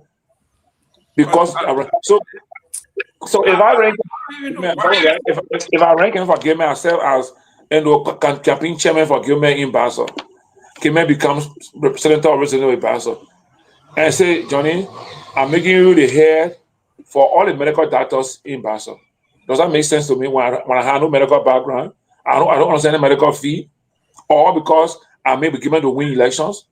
Gayman should use his intelligence as a leader to say, look, Johnny, you are a social mobilizer. I think I can make you here for this committee, or you can help me do my social community planning on this and this and this. Where I fit in, where I feel comfortable working and to put my skills to play. Well, you made me be head of medical doctors. Well, I don't know what I got serene. And that will happen with the system here. People who, during the campaign, when the campaign ended during the inauguration, people who form groups, say, look, clean the street, they begin experts till they become city mayor. To John clean day, you know all about city mayor, John clean day? How do you organize the system. How do you organize your municipality? How many zones? How many communities? What is the construction or the construct of your city council? Because if you have a city council, if you have a zone community, you will succeed in addressing all the problems because these community leaders will be linked to the proposal, to the activity you're doing. When you get the council mayor or your own finish, you don't know how many communities in your city, you don't know who are the leaders in the community, you don't hold meeting with no leaders in the community, you don't discuss community issues, nothing. How can you succeed as a leader, as a city mayor? How can you succeed? You will not succeed. You will not. And you'll get kids doing the same thing over and over, spending the same money, and there'll be no positive result. You'll be in the same place. And the worst thing is, the more we don't do the right thing to clear our debt, and the more we population keep increasing, the more the debt keep increasing. Yeah. That's our issue. That's our issue. Dr. Peabody, when we live in these Western countries, you think if you want to go and get into government, you think if you're in Trenton, you will go to City Hall, how to run stuff. You will go to Public Works there to see how to run stuff. You go to Waste Management. You will go to all of these and see how the people do it. But how can you just leave from here, go to Liberia, like the Minister of Information there, they say he was living in Boston. Look how you run that ministry. Look at the other folks. Okay, people, where in the world where people are burying dirt anymore? Where? You just dig, you just bring the garbage and put it in a place. Those things don't happen. What is wrong with us, Dr. Peabody? What is happening here? Look, man. Look, it's a good man. By the way, let me just say thanks to I didn't recognize them. Kadi passed away, and Lame Ducliffe for the contribution. They gave $40 and $60 each. So we appreciate you. Thank you, gentlemen, ladies and gentlemen. Thank you very much. Thank you for your. Thank you, guys. Gift. But let me say this again, man. You even have people from here that go back. Dr. Peabody, did you recognize Nora Hawks? Yes, Nora gave a gift yesterday. We did. Okay. I put that in the chat room. The contribution so far, and we still need to raise. We need to raise $1,200 from now until next week. Next week, guys. Let's come on. New says Blackron. New says. You're the Cummings man. Come send us some money. Y'all got all that money over there. Go send us some of that Coca-Cola money. Yeah, Mr. Gate, everybody. Who can I transfer money to from Liberia? Mine. But just keep it there. The money coming to Liberia anyway. Just send it to mine. Why you giving it on behalf No. The one you're on the show, and I'm probably the one I want to. The one you're on the show with him, he will handle that one. I don't want to be second party to that kind of situation. Good. Okay. Yeah, let's send it to mine. Mine will keep that because somebody. That people finish his thought now. Yeah, Dr. Peabody, your boys are fighting on it here. New says coming will be president 2029, and Zelly is saying that in Atlanta he will be president. Okay, I ain't getting in yet.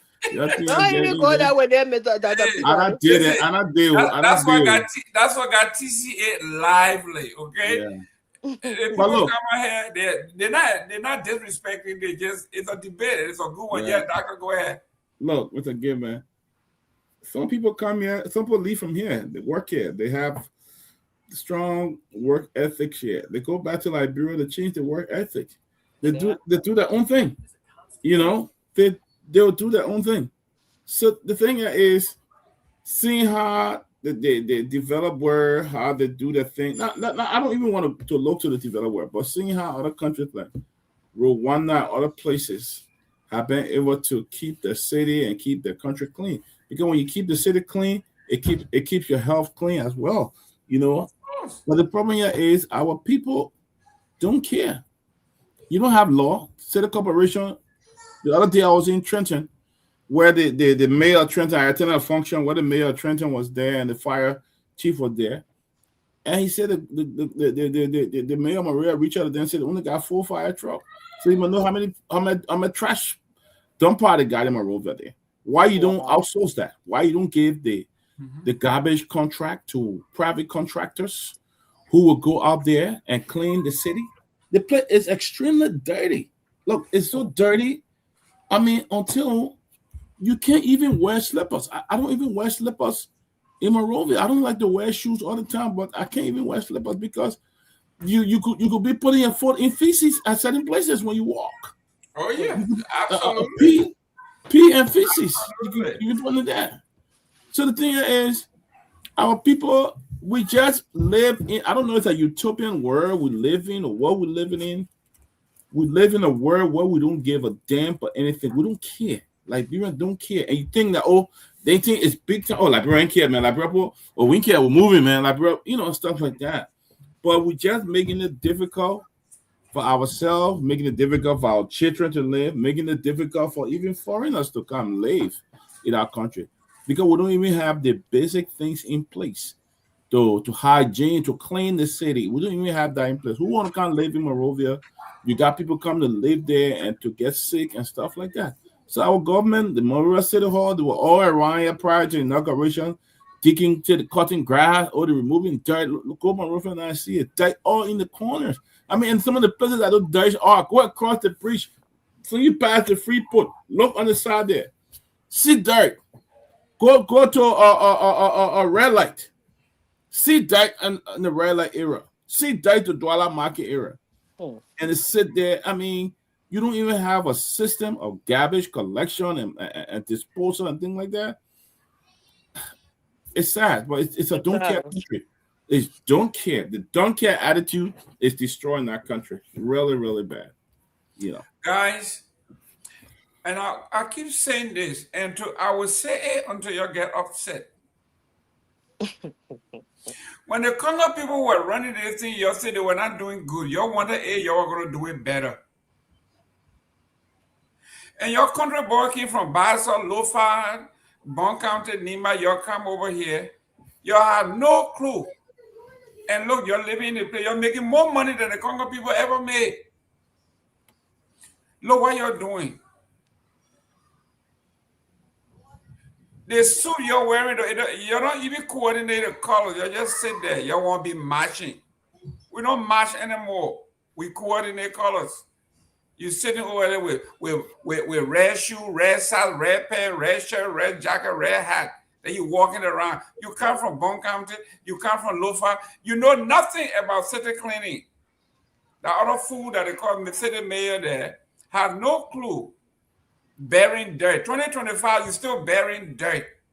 Do you know how long it takes for plaster to dissolve? If you were to open a job in Monrovia and say we hire 5,000 young folks, just separate the dirt, just take the plastic out of the dirt and just put it one side.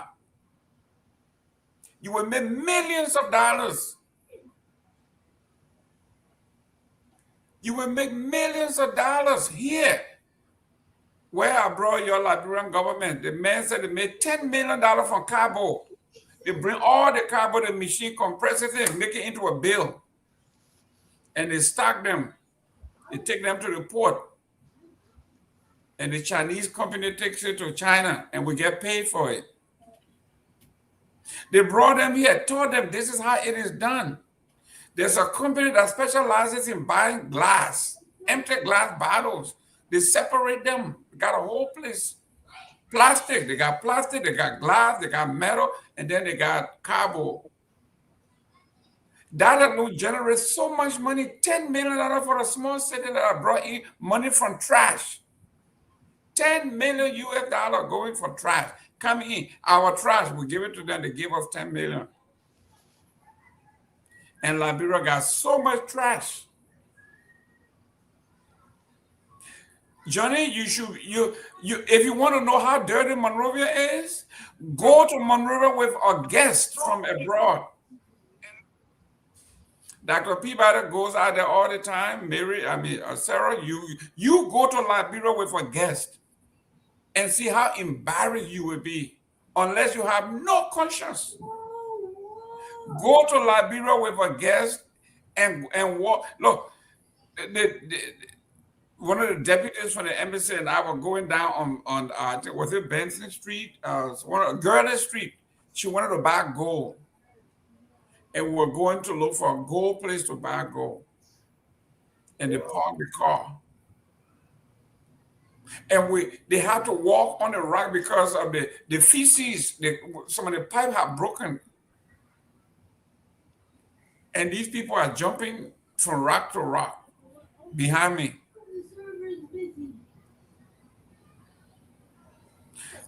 Embarrassing. It is. You take guests from here. This Liberia, they have read about since 1822. That's 203 years today.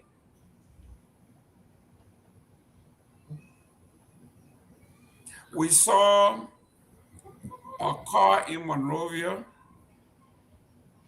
I was there in February. It was a brand new 2024 Sahara, one of those Jeep here. I think like $90,000, close to $100,000 with everything on it. And the lady, the congresswoman that went with me, she said, somebody is driving a brand new, close to $100,000 car in this place. Can you imagine that car driving in feces? Or close to $100,000 car. I'm telling you. Driving in feces. It's like, man, that's a sign of ignorance. That's a clear sign of ignorance. But you in Monroe, you see the kind of car the government official drive there. Some of those cars cost a lot of money. A lot of money, Johnny. Go ahead. I mean, why will you be driving a car that works even $50,000 in Liberia that does not have a real good road? Man, the Japanese gave us a good road to build from Freeport to Peabody. People, taxpayer money. See how we treat that road, Mr. Gayman. Sometimes when I'm driving there, I feel bad that people just, I say, no, why people say we are the lowest thinking people in the world or in Africa. People pay that taxpayer money and build a road. But it's so nice, so good. That drive from Freeport to Red Light, from Red Light to Yellow Junction. See how we treat the road. See the field in the morning. Like everybody take the drive from their homes and come and dump it on the road in the erosion, in the waterway, Mr. Gayman. What kind of people are we? What's happening? What's in our head? Again, leadership. Because we should be aware that once we are responsible to get our people in good health condition, we must identify those problems, those issues that confront their health and find solution. That is leadership. Not just to take an office and ride a big car, and then every weekend you go to casino and play casino, or you do what they call flexing. It's about serving your people to give them what they desire as people. Now, we're be to, if you say they must be patriotic, those are the things. They must benefit from the country that will make them say, yeah, this is my country, I will die for my country. But again, my brother, it's a two-way thing. Yes. Let me ask you that shirt you wearing. Did you wear that shirt in Barca? Let me tell you, my brother, I was in Barca today. I said, listen, we beat Barca 3-1 on I don't want to talk about it. Lofa can't and he wearing but listen now, but Grand did pay your debt today. Oh? Like what coming from the game? I'm telling you, I was following the game in the car. I was driving from Barca. I was following you on the show. You understand? I just came from the game. Grand did pay your debt. Grand did beat us 2-0 flat. Oh.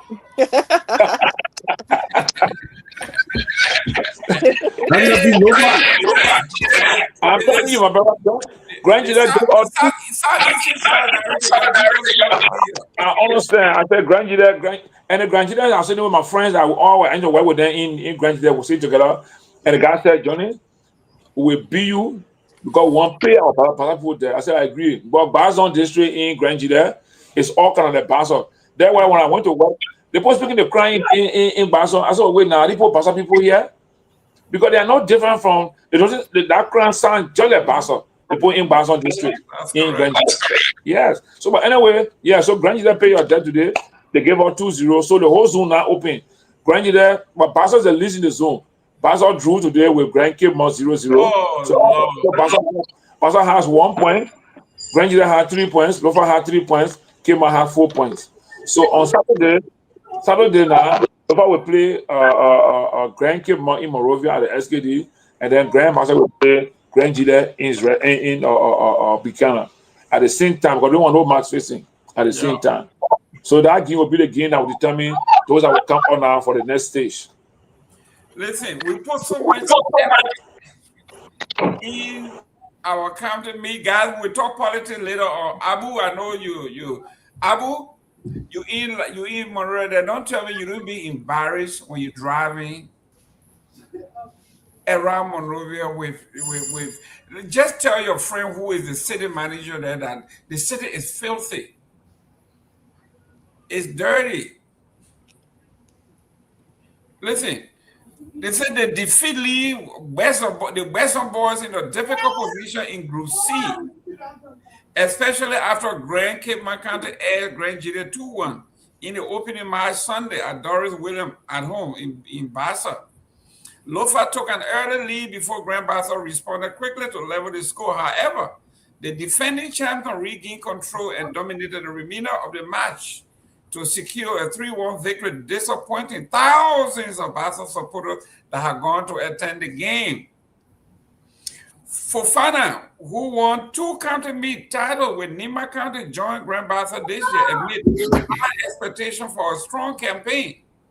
Grand Bassa must defeat Grand Cape Mount, but they didn't do it at the Doris Williams Stadium on Wednesday, which was today. You just talked about it. To keep its qualification hope alive. Despite a setback, county meet stand out as a duet. Remain confident Grand Bassa can advance to the second group. You see what the people say? They say hope is not a strategy. You got to work hard for it. You can hope all you want. Today, now, they didn't get it what they wanted to do. So our Bassa people, they say we raised the most money this year that we raised. Hey, is that Sarah? Are your granddaughter there making that noise? Yeah.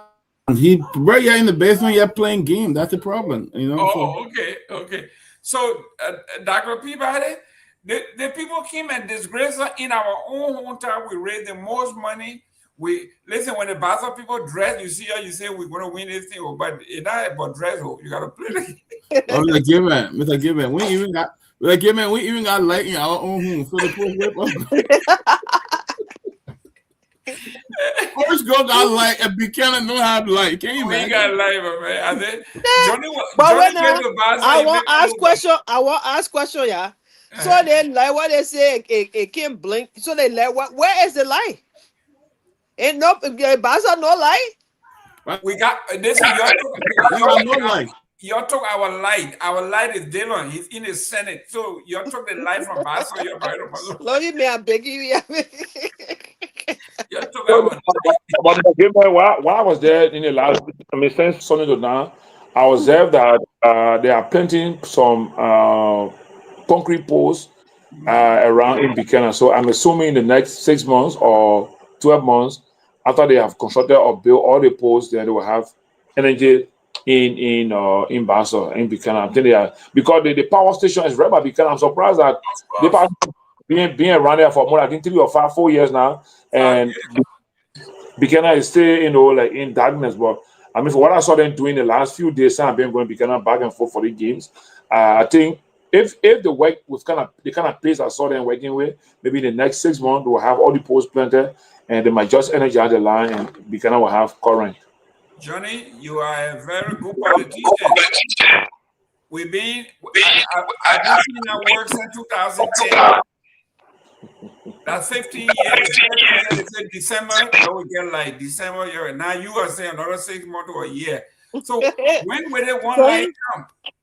Johnny is very, very optimistic. Yeah, Bassa is like they smell no taste. We got a power station in Bassa. All the light go through Bassa, but we go through, but we can't taste it. What's going on, Dr. Peabody? We have to do something. But let me welcome Tomalin George. Chief, come on. Let's see your face. The chief himself is in the house. So, guys, I see Dr. Peabody and Johnny and y'all might have struck Abu the wrong way. Abu is upset. Upset about what? Well, you know, we're talking about. He said we can do all you want to say. We ain't coming back. But you go read what I told him. Yeah, but Johnny, these people got no public policy. It's only thing. We ain't coming back, but I ain't staying there. That one thing they want to say, we ain't coming back. That's the one thing. They ain't coming with no plan. Nothing. That's the only defense. We talk about dirt in the city. Well, you know, Mr. Gayman, that is a problem. Are we though the issue discussing about the field in the city? Is it not true? Abu, look, this is not about politics. This is about our people, our country. And he's sitting under inhaling, I see dirt and filth, and he did defending. Let me tell you one thing, right? My kids are in Rwanda. When my daughter graduated from Stella Marie, she found a school there. She want to go, and we did assessment. My daughter said, "Papa, we are new and we are going to Kigali to do my bachelor's." I said, "Why?" Because it's cheaper there. But then when the children when they call me after a few months pay there, they say, "We never see one day in the street." So now these are Liberian children there. When they come back to Liberia, they come and see field here again. How would they feel? Abu, forget about the politics. Abu, look, Joseph Boakai is my uncle. Joseph Boakai and my grandfather worked together in Vonjima. My grandfather, one of the largest farmer in Vonjima, when he controlled PMC in Vonjima. Joseph Boakai is linked to, he knows a lot of my grandparents, my parents in that place. I'm not talking about politics. I'm talking about Liberia. We as Liberians, what is our dignity? How do we feel? Look, Abu, you here? Drive that Japanese driveway in the morning. Early morning, drive and see if you. Maybe people drive here, they don't see the dead, they don't have eyes to see. That's what I see happening here. Because all our officials get in the car, they're in a hurry, their cars are dark, and they're on high speed. So they won't see what's happening around them, what happened with people in the public. But I drive every morning from Dopoh Road to town to Sinko and back. When I'm driving and looking, I put my eyes on sociology on, my sociological eyes on to see society. I see the children in the street working with blind parents or blind ready to beg for dollars. I see the young women and men now walking the street from Congo Town, Old Road Junction, all the way to Kehleboe Junction. They are there along between the cars, risking their life to find daily bread. You don't see the dirty and up. Are they political? Johnny, hold on 1 minute. Your name and where you calling from? Yeah, thank you, Mr. Gayman. David Kamara, I will ask Kamara. Actually, journalist from our conversion. Let me appreciate all of you for being on the show, keeping the show alive. I think with this, you guys deserve commendation. But here is my disagreement with my dear big brother from Lofa, Mr. Johnny, who in high esteem.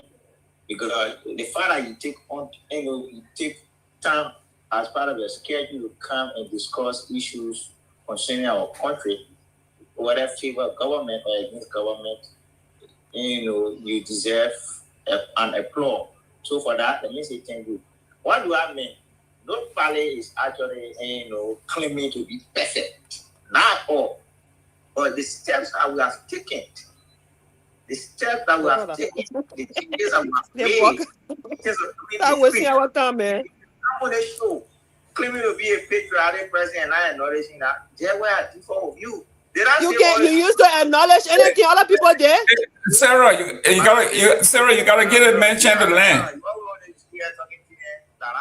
talking to you, sir. For you, if you Baga go and claim we are living, you say the city is dead. Same thing to you, my brother. Same thing to you. Yeah. So like I was saying, Mr. Gayman, right? Today, the principal street of Monrovia, it is actually at Wana. The Wana city, the Wana. Get too much traffic. The Wana is one of the cleanest cities in Africa. Yes, it is. It is one of the cleanest cities in Africa. How did they get there? It took time for them to get there. So we are taking steps to get there. I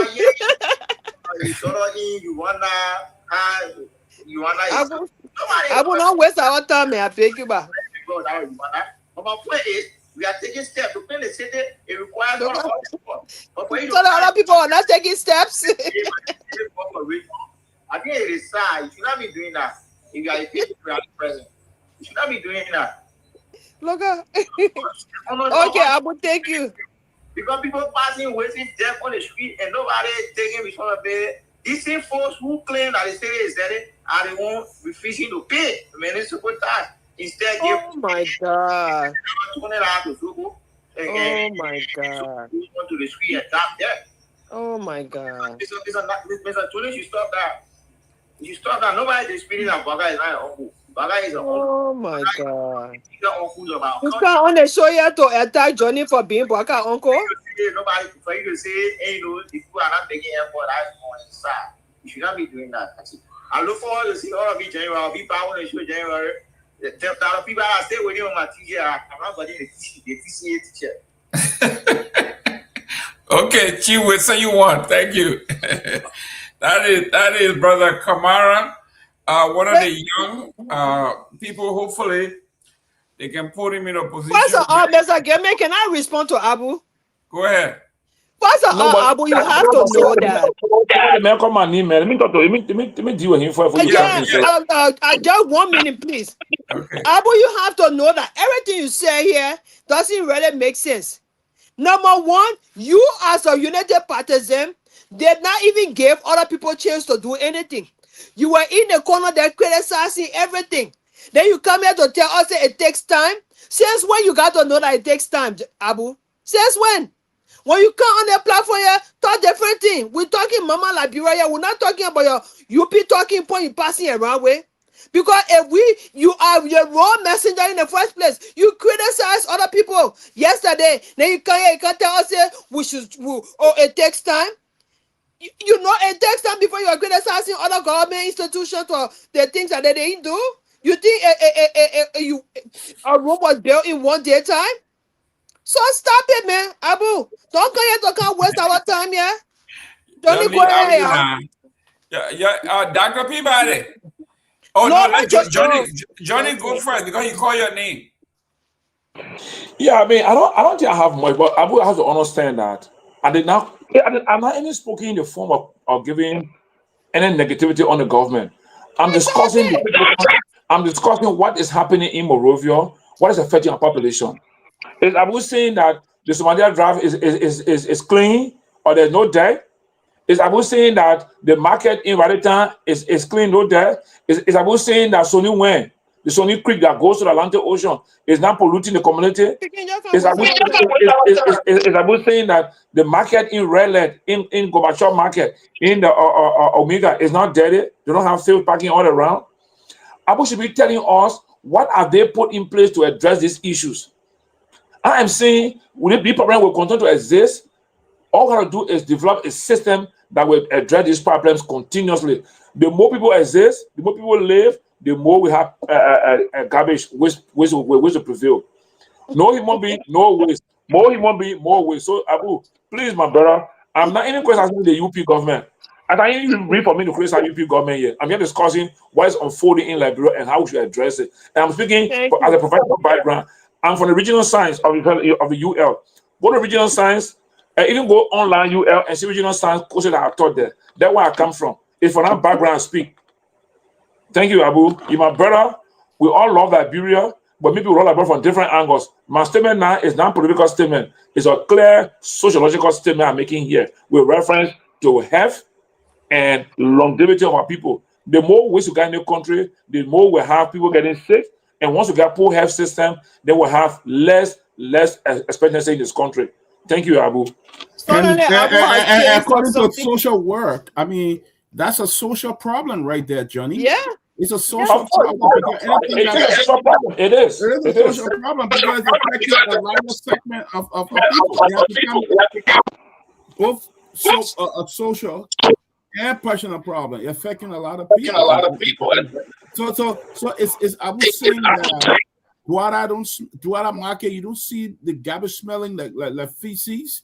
Is he saying that real life market, you don't see people putting all on the road and things like that at a certain time of the day and stuff like that? People peeing all in the corner everywhere.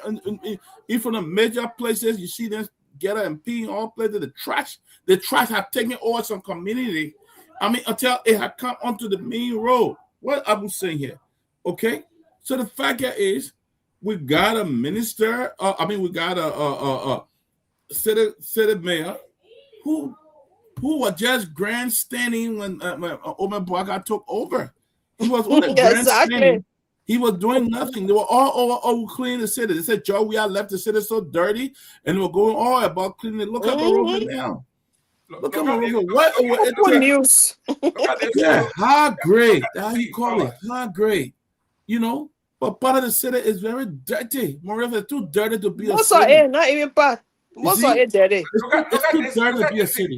Look at this thing in color. I mean, you talking about real? You won't come on here and can't say you want to put a criticize the government. When you do something, we'll criticize it. Look at the building behind the dirt. I see.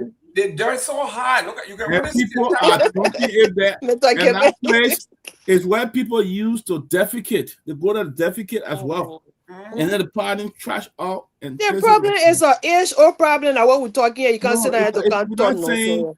It's been there forever. Even the water system in Monrovia is still a struggle. Not every place got water. You go to some places, you want to use the bathroom, you better think twice or look around and see. But I want also come on here and clap for the rescue government. I mean, it's been an age-old problem. You need the water system. You need water in that country because most of our homes don't even have water. People have to install their own reservoir and other things to get water and things like that. And the waterman is passing around showing us some BB pipes that all we can see. BB pipes. Why is doing it? We don't know. You know, Sarah, there are people in the comment that are trying to compare Philadelphia, compare Trenton, compare. Yeah, so let me know something. Do not compare Philadelphia, Trenton, or places with Liberia. Those places have millions of people living there. They have more problems. Liberia has no problem with population. We have no problem in Liberia. So there's no reason why the city in the world that has almost 6 million people living there in that place can clean a city and look clean more than Trenton, more than New York, or more than whatever. Why we can't do it in Liberia here and make Liberia better, more better? Monrovia has less people living here. He's talking about Philadelphia. Trying to compare Philadelphia to Monrovia or Trenton to Monrovia. Trenton is giving Liberian government fire truck. Secondly, they have disposal system. The garbage system is great. They go into every home. But he didn't answer that question. I asked him the same question. He didn't answer it. They go into every home every week. Even the most dirty city in America, they have garbage disposal system. They go there every week and remove their garbage and carry it away. They go there every week. Okay? They have access to clean running water. They have access to medical. They have access to a lot of things. Even the worst place in America. Are you talking about comparing it to Trenton or comparing it to Philadelphia, comparing it to San Francisco? Man, be quiet, brother. Be quiet, bro. Don't distract us here. Our folks, for us, it's like some of us who had, like me, I become the bigger defender of Satan now because these people lie on Satan all the time. I know, right? You kill your wife, you say, hey, Satan, maybe devil made me to do They'll it. do their own thing, then they say that the devil. Yeah, when will we take responsibility for our actions? You kill your own wife, you say the devil made me do it. Yeah, exactly. You steal the church money, you say the devil made me to do it. You follow somebody's wife, you say the devil made me to do it. But to be surprised, I got a guy here who is a Muslim guy I employ him here. And he come with the same thing. He keeps saying Satan. So I said, what is that? He said, Satan. So I said, Satan over there too? No, you cannot be Messiah. Everything you do, we blame it on Satan. So Satan really get bad lawyer. Everybody blame. They say you do your own thing. You look in the man's eye. You follow his wife. Then he says Satan made me do it. So we should absolve you of the responsibility. You kill your wife. You kill another human being. You want the community to forgive you because Satan made you do it. Then the Republic of Liberia, the president will say, this is a day of fast and prayer, so Satan can take his hand off this country. What kind of people are we? You president. Gayman, just before you go further, what's wrong with your man? Your FBI deputy director resigned. What's going on? Dan Benjamin. It's the breaking news. Oh, he did win. Just now, Dan Bongino, he Yeah, resigned. Bongino He quit. Mm-hmm. But Bongino, I think Bongino on crack. Sorry for interrupting you, but I just wanted to. Yeah, that's my homeboy. I knew Bongino. The way he spoke when he was on Fox, this guy just spoke from the top of his head. You know, these guys, and that's the Maybe way he gave some facts that he was not supposed to give. Well, on air.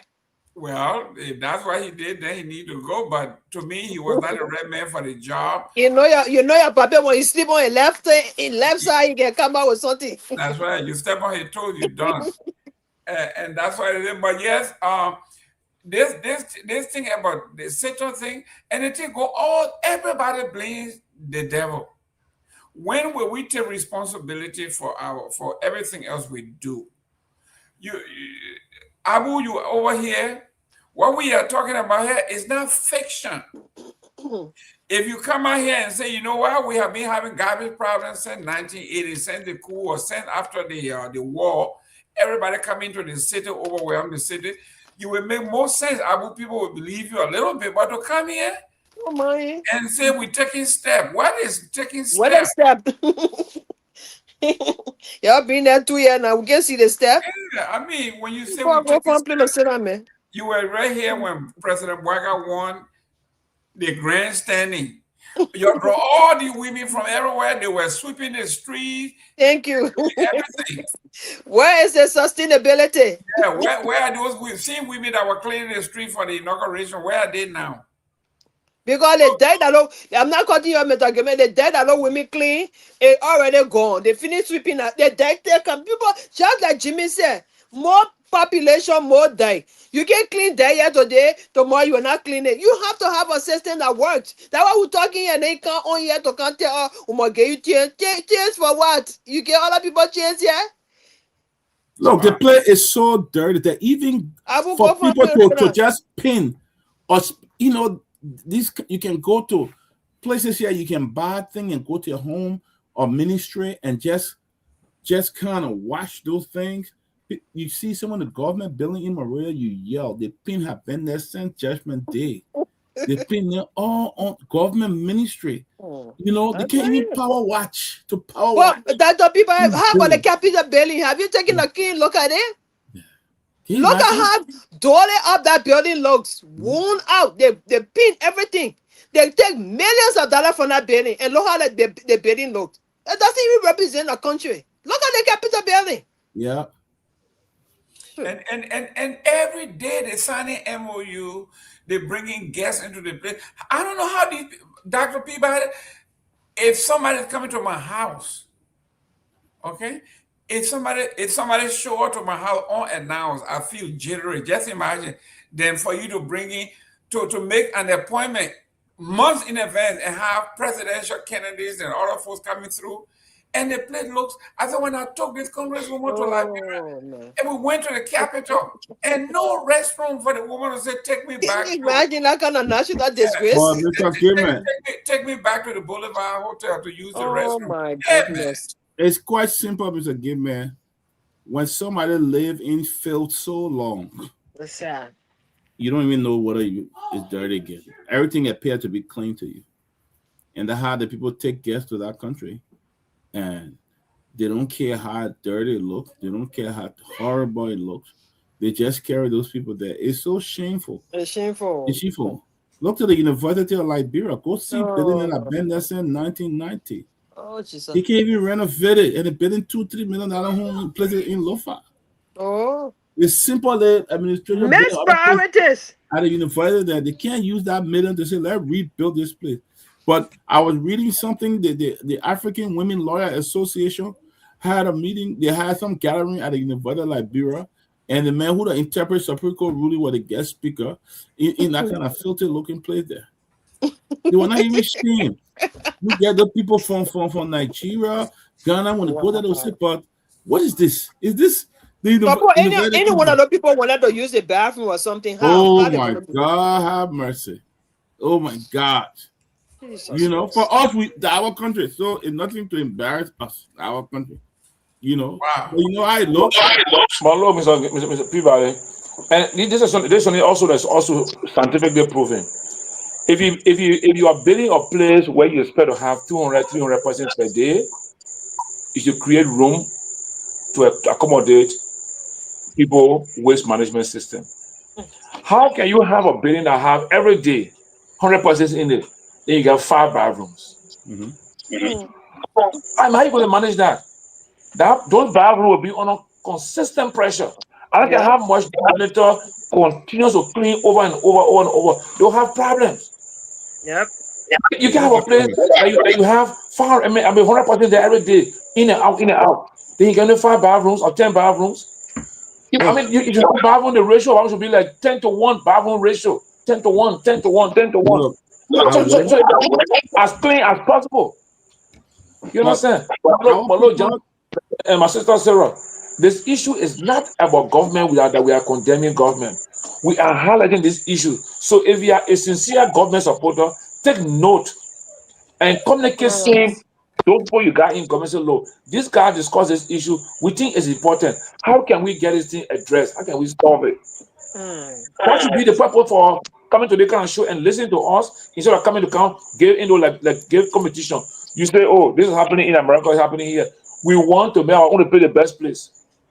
We should not only take the negative thing from other country and compare it to us. Let's compare the good thing to us. That man defending his cyber team money. I know what's wrong with our man Riley is defending his cyber team money. So let him continue. Johnny, the problem here is the problem here, Riley. You can't compare America to Liberia. I mean, it's just impossible. Unfortunately, we're talking about government places that dirty, that got 1 bathroom. You go in there. That's why people if you go to Monrovia, most time I'll make sure I do everything where I stay before I go to town. Because when hell break loose on your stomach, Bubba, so where I stay in Maria, I'll do it. I'll take my time, do it, go back over and make sure I find before I leave to go to town. Because you jump somewhere on Broad Street or somewhere and hell break loose, you on your own, Bubba. You on your own. Let me work on the Chief Tomalin, George. I see our Basa, we're not doing too well in the county league, man. What's going on? You just keep for now. We even got like how would my team that Magibi. I'm for Basa. You see, Basa were losing us with like an offing. Nobody want to claim us. But it was winning by now. He was saying, "My papa from Basa." My dad from River says my mom from Basa, but I was born and raised in Magibi. I identify with Magibi. Okay. Ladies and gentlemen, that's breaking news. This man, when we win the championship, don't let him in that victory party. But from what I saw Basel doing Sunday, they're not going to go nowhere. Lofa will beat them. La Lofa said? Yeah, Lofa beat them 3-1. And then... who has some of the best player during those days, man? We got I know prior to the war, Basel play... Basel played Grange there. Yes, I remember that team. How do you call the guy? Is it the guy now? Is it he's a drunk now? The guy who scored that 1 goal. They call him Carlton Creighton. Oh yeah, Carlton Creighton. Yes. And then our goalkeeper was Gion Davis. That team when I was a small team, man. The guy walking the goal, big Grange 1-0. And wow! And during the war, they said they took our trophy from us.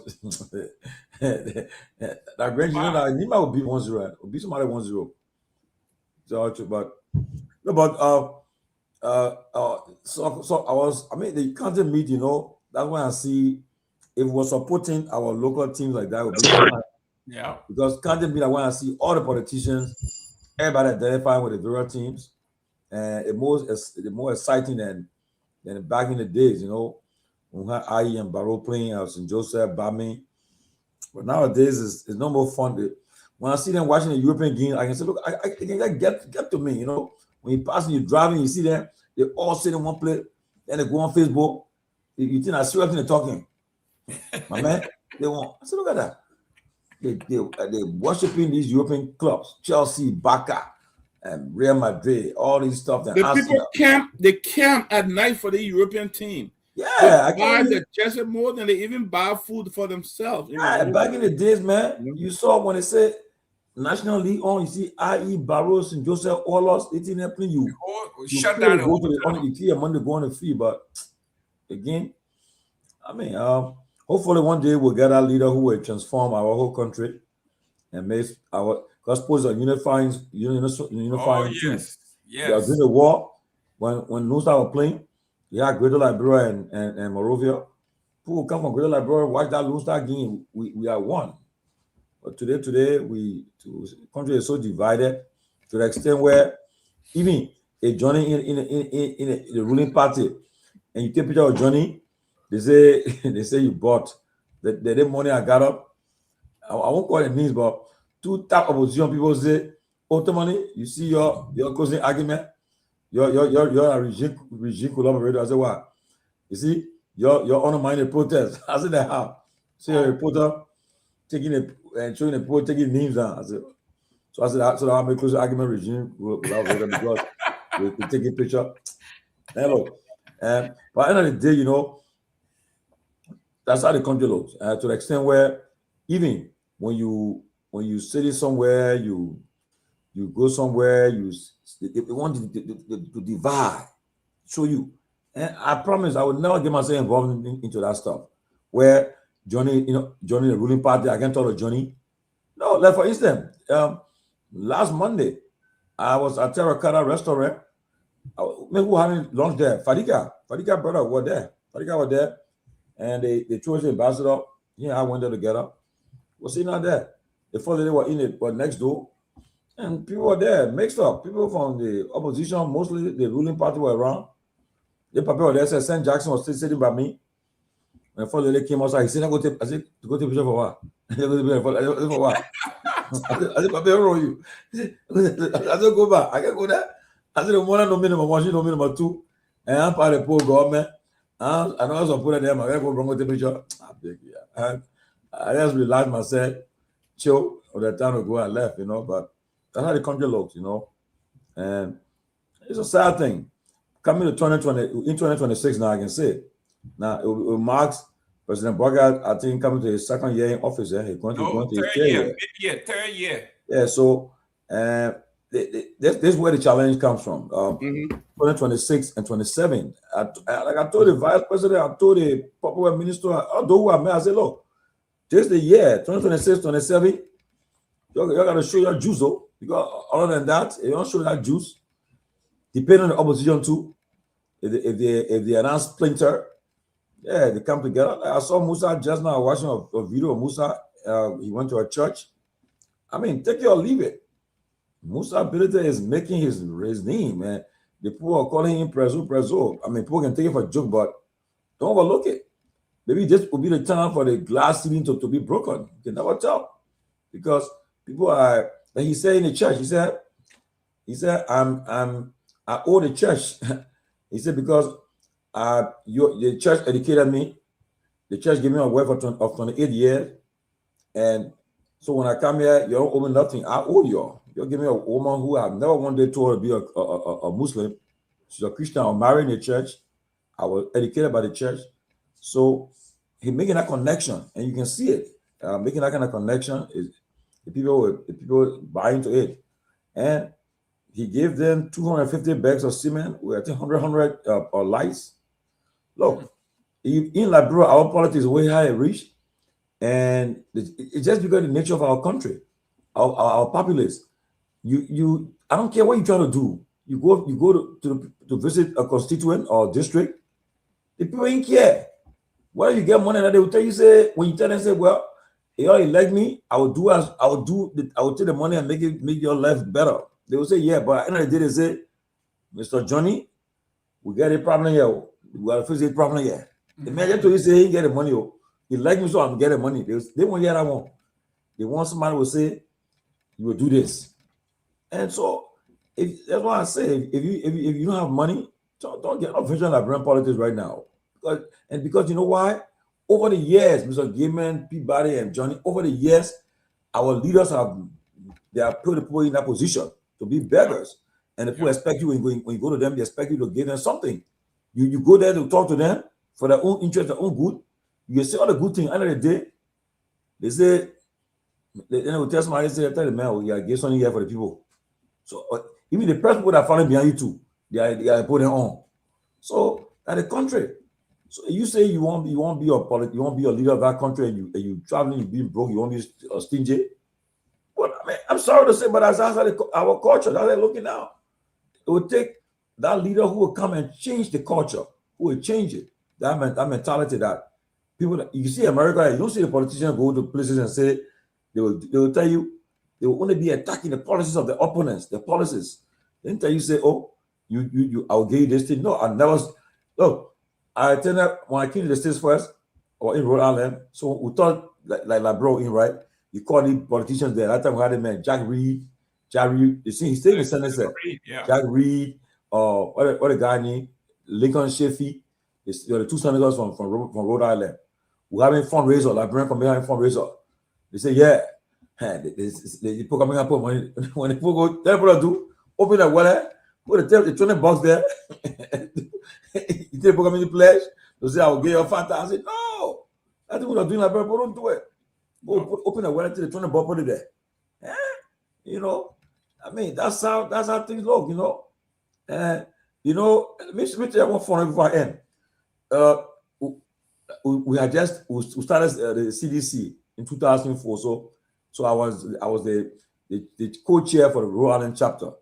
So President Myean came there. I mean, Ambassador Myean at the time. They came there. We're making rounds to the various states. So they went to my church. Yes, I won't call my church. I don't embarrass the pastor. So we went to my church. So the whole CDC group went there. You know, at that time, the movement was so popular. Everybody, wherever we are, everybody will come there. So the church was packed that day. Small church in Rhode Island. Very packed, church was packed. So, time for the offering. Everybody watching to see where we are putting the plate or so. But for some reason, you know, he didn't show off what he did. But he knew the pastor. He said, "Oh, I know this guy. He used to run track. I remember back in the days, he used to run track. Pastor was happy that, yeah. So after the program ended, we went to Worcester for another program. So while we were there, I remember sitting down with the ambassador at the time. And the pastor called me. He said, "My man, where you at?" I said, "I'm here with the ambassador." He said, "Man, go somewhere. Let me talk to you." I went in the corner. "Man, you can't add it, man. How much you put in the plate?" He said, "Because let somebody took that money from there." I said, "Don't get drop here."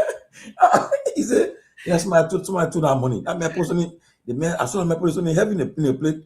But I see the money. I see that we were checking the money. I said, "Pastor," I said, "You got the pastor talking?" He said, "I said, I remember what." I said, "I can ask him a question. Oh, you want to know what man put in the plate?" But look, it's just so I can tell you that our mentality, Mr. Gayman. People, that's how it is. You can't run a campaign like bro. You can't be broke. So you can talk all the good talking. Which makes sense. But at the end of the day, the people will bring a plate. They want to do something. So as we go towards 2029, coming towards 2029, that's why you see all the guys there now, they are securing money for that campaign season. Yeah. They will secure money, hold it tight, so when they start going around, and it's like bring people again, it's up to them. They think the man what did for you the last 2, 4, 5 years, he trying to do it for you now. You think he really mean it? You want to do it because he want your vote, you know? Only you, we the one cannot be fooled. Yeah, you do what I want, you can't fool us. We'll vote our conscience because we know we want the best for the country, but it's just sad. It's sad, you know, it's sad. And it's a sad thing for our country that what we have today, we're talking every day, but hopefully with 2028, 29, we'll see what happens. But we just gotta put our country first instead of being greedy. If you know the person cannot do a job, don't force them there, you know. Try to get it best. But other than that, we'll just be in that cycle. Well, let me put you guys on the spot because what you're talking about here is the confidence of our folks. There is no trust. Okay, the people are asking for their gift up front because they know politicians lie to them, they don't come back. So they are telling you, listen, what you got for me, give it to me now because I know you're not coming back. So Dr. Peabody, we saw a flyer going around, a video going around with Kanyo Bala, right? Kanyo, who's supposed to be the centrist, supposed to be neutral, supposed to be Ingrid Bala. He is sitting as a consultant, training Unity Partisans. He said he doing training, he doing workshop. And somebody caught him, recorded everything, and he looked so bad. This is what Tomalin is talking about. There is no trust. When these things happen, there is no trust between the people and anybody who wants to be. Because you come in, you say, I'm different. I will do better. I'm different from the other folks. Only to find out something like this. So for people like you, Tomalin, and myself, we got our work cut out. But what do you make of that? I mean, when I saw the video, I couldn't believe it. Kanyo Bala. Kanyo Bala, they probably were red spoil, so they can live without being leeches on people. There's one guy that I have so much respect for. A guy that very smart guy. He was on our show a couple of times. He was on Spoon a couple of times. And but what would it take? I don't want to talk to that, but what would it take, right, Mr. Gayman? What would it take for us to appreciate people, even in difficult times? People that have helped us, people that have done things for us. What would it take? I mean, let's talk here. President, others did a lot for Kanyo Bala. Samuel Tuaden did a lot. I think the direction that he's taking will only reduce his integrity, that he's not a man of genuine credibility. He's not one that can be trusted. He's not one that anybody should even tend to listen to because he's not credible in a sense at all. So I don't think he's somebody to even depend on or even rely on. So Tomalin. Yeah. Everybody's saying, hey, what he's doing, what Kanyo is doing, that's what his name, Nagbe did it. He was a big guy with the CDC with you guys, and he left and jumped ship and joined Ellie and became what he was. When time came, you took him back. So why should Kanyo do the same thing? 6 years is a long time to be hungry, my man. Mr. Gayman, first of all, Kanyo is a professional. He's a lawyer, and he shouldn't even be doing what he's doing, because one thing in our field, the field of if you're a lawyer, you're a doctor, or a nurse, an IT person, these are fields that you don't need to sell yourself for anyone. You make your own money. These people, you are needed. You are in need. You're in demand. People will need you, for something. He's a smart guy, but again, that's how our country, that's how the politics are talking about. Look, and like I said, you'll see more of these things happening in the next few months and years, because people it will get rough. Look, you know how I know? There are folks who will be on Facebook, on live. They'll be on live, insulting, attacking. You think that they got the world, but then the same person will come back in your back and say, hello. Say, my man, you're interviewing. I need only $10. My car just broke down. I need gas. So the question that comes to me, I say, so the person, the guy, the woman or the guy attacking, if the person turn around and say, let me get the person $100. But I mean, the person will get silent. They will say, I'm attacking you. So just imagine to that level. So people are hustling for contracts. Look, I got friends that were critical of the UP government, but now they most of them are consulting. I see most of them like Liberia now. they're there getting consultancy. They're giving us these $5,000, $6,000 a month of contracts as consultant.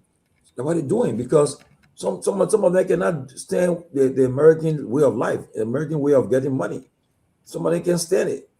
You and I will go to work 9 to 5, or depending on what shift we're working on, and we'll get a paycheck every week or every 2 weeks. Some of them said no, they want to get that free money, quick money. Well, that's what's happening. And it's a sad thing. You can't blame him, because he just believed that he feel that he must somersault.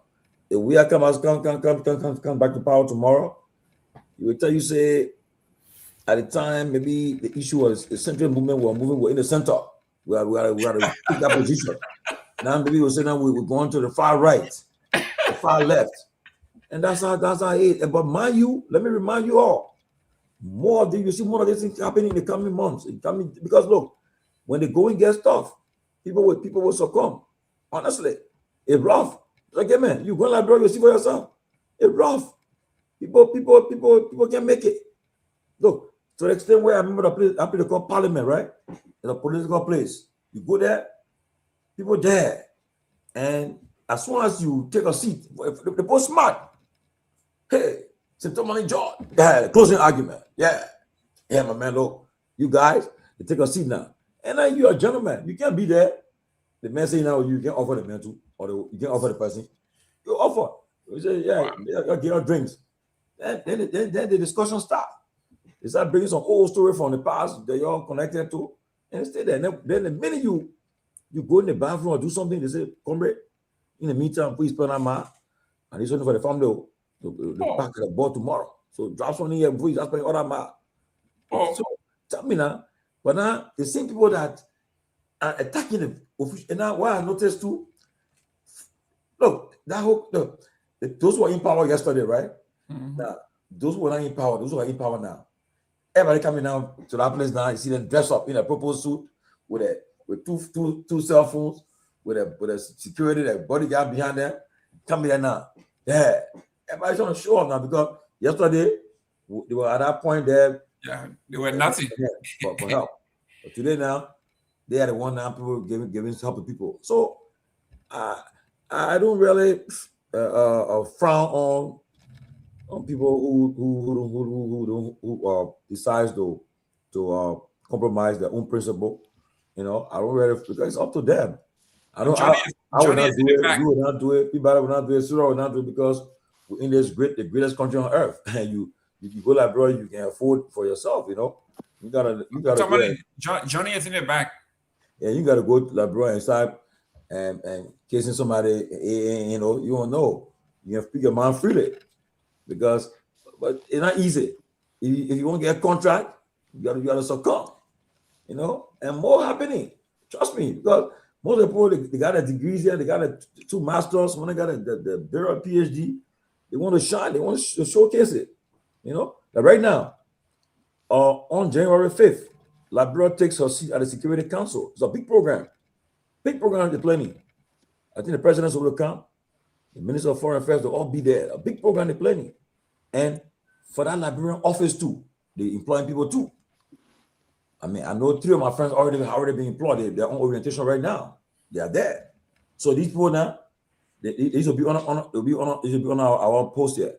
You'll not see the kind of running critical anymore. Because of course, yeah, you'll see happy. And I can't blame them, because that's how the country have been operating for over the saying independence. That behavior. So, I mean, Canio, it's up to him now. But again, some people gotta take a stand that, okay, sometimes things will be hard, but I will withstand it. But imagine you be paying power since 2024, 25.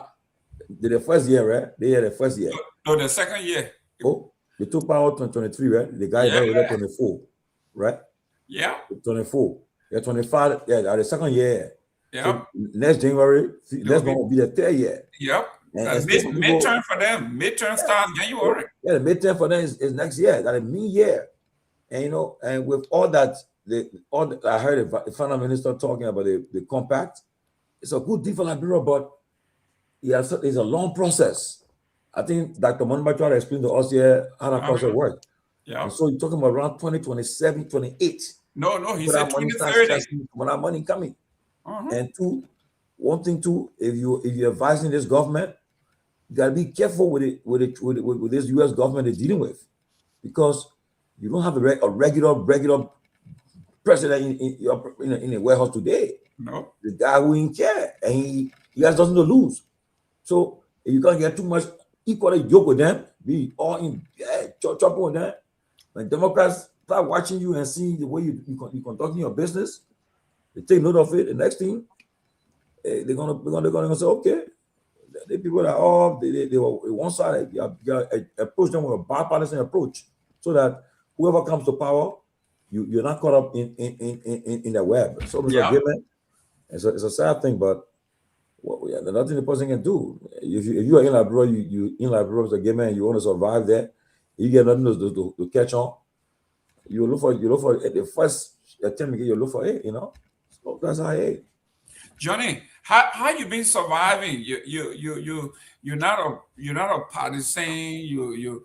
I know you're an NGO guy, but the way everybody is. Mr. Gayman, he left with me. Oh, the woman, you left from here all day. You disappeared. You went okay. Johnny, way over there before. I know you, Sarah. Talk to me about people compromising their. I mean, some of the people that you think will say, you know what, I will fall back on my career, right? I'm a lawyer. I will hustle. I will make a living. But to compromise your integrity and Yeah, Mr. Gayman, the thing here is a lot of our folks seem the same thing Tomalin was just saying.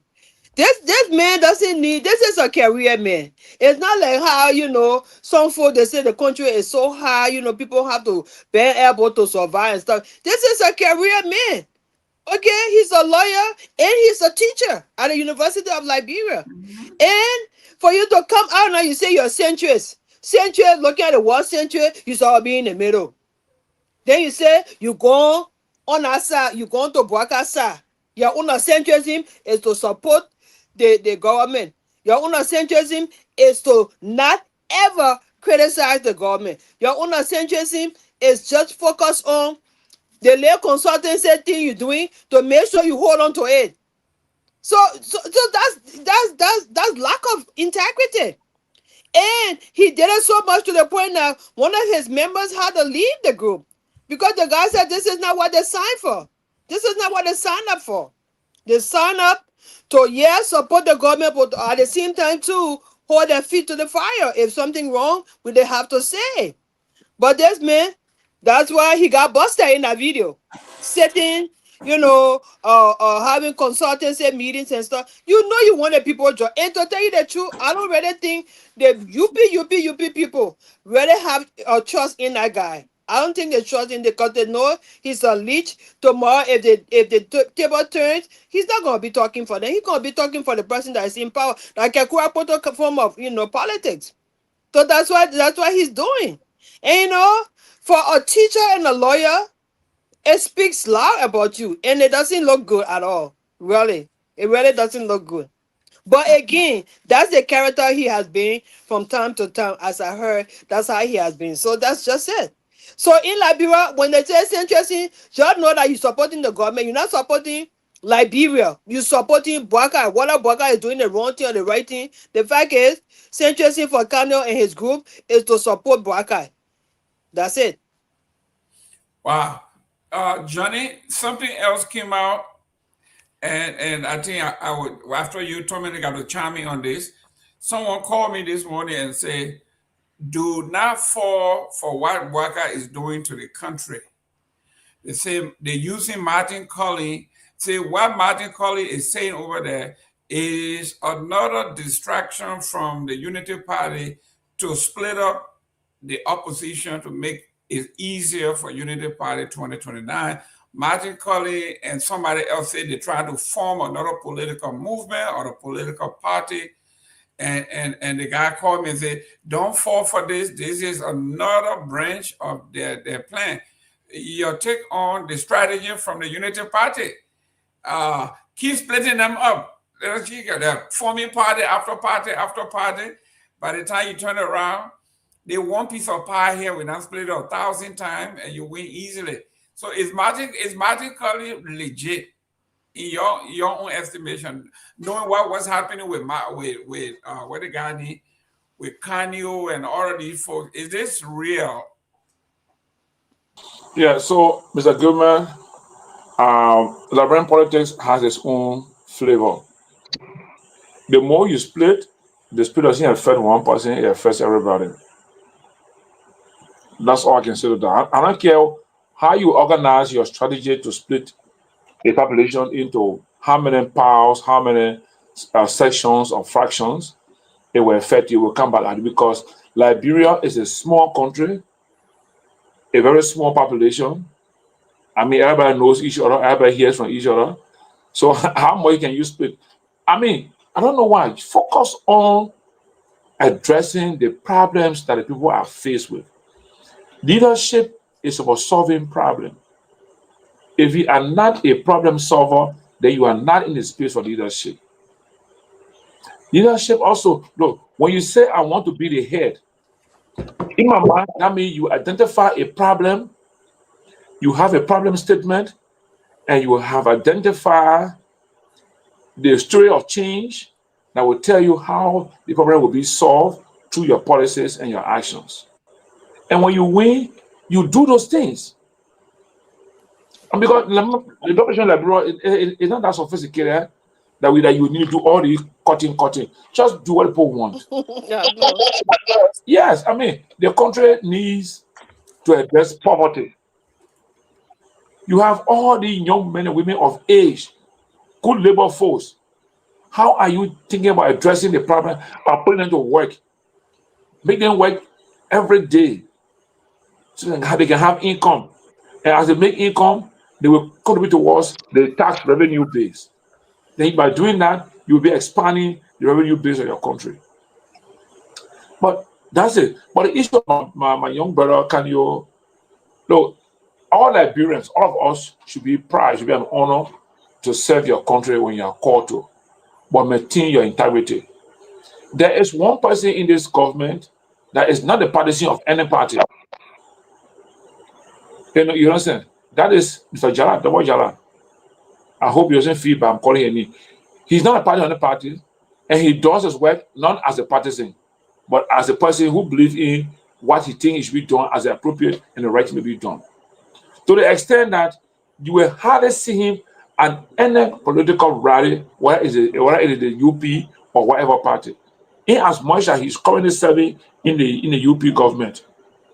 I don't even think he attended the UP rally at their party headquarters during their going by home. I don't think he went there. That's one man I know for true. The time I spent around with him, he has principles that he stands by.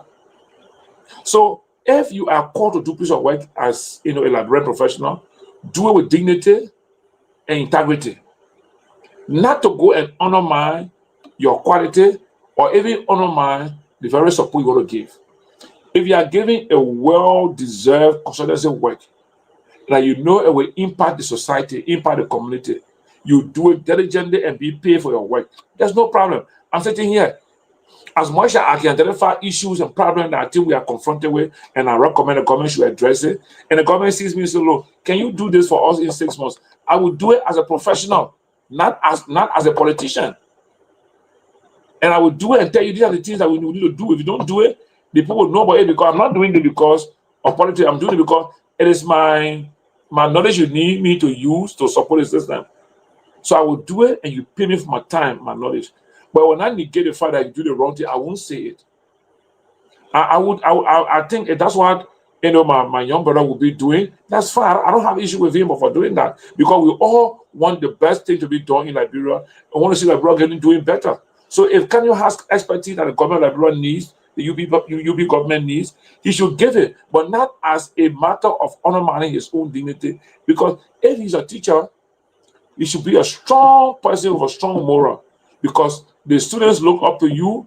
The thing you do out there, what you do in the classroom is what they learn from you. A lot of us that I was taught about, I went to school, we still copy some things from our teachers, the things they said, the way they did things. So I would advise him to do anything you want to do for the government with dignity and with integrity and as a professional person.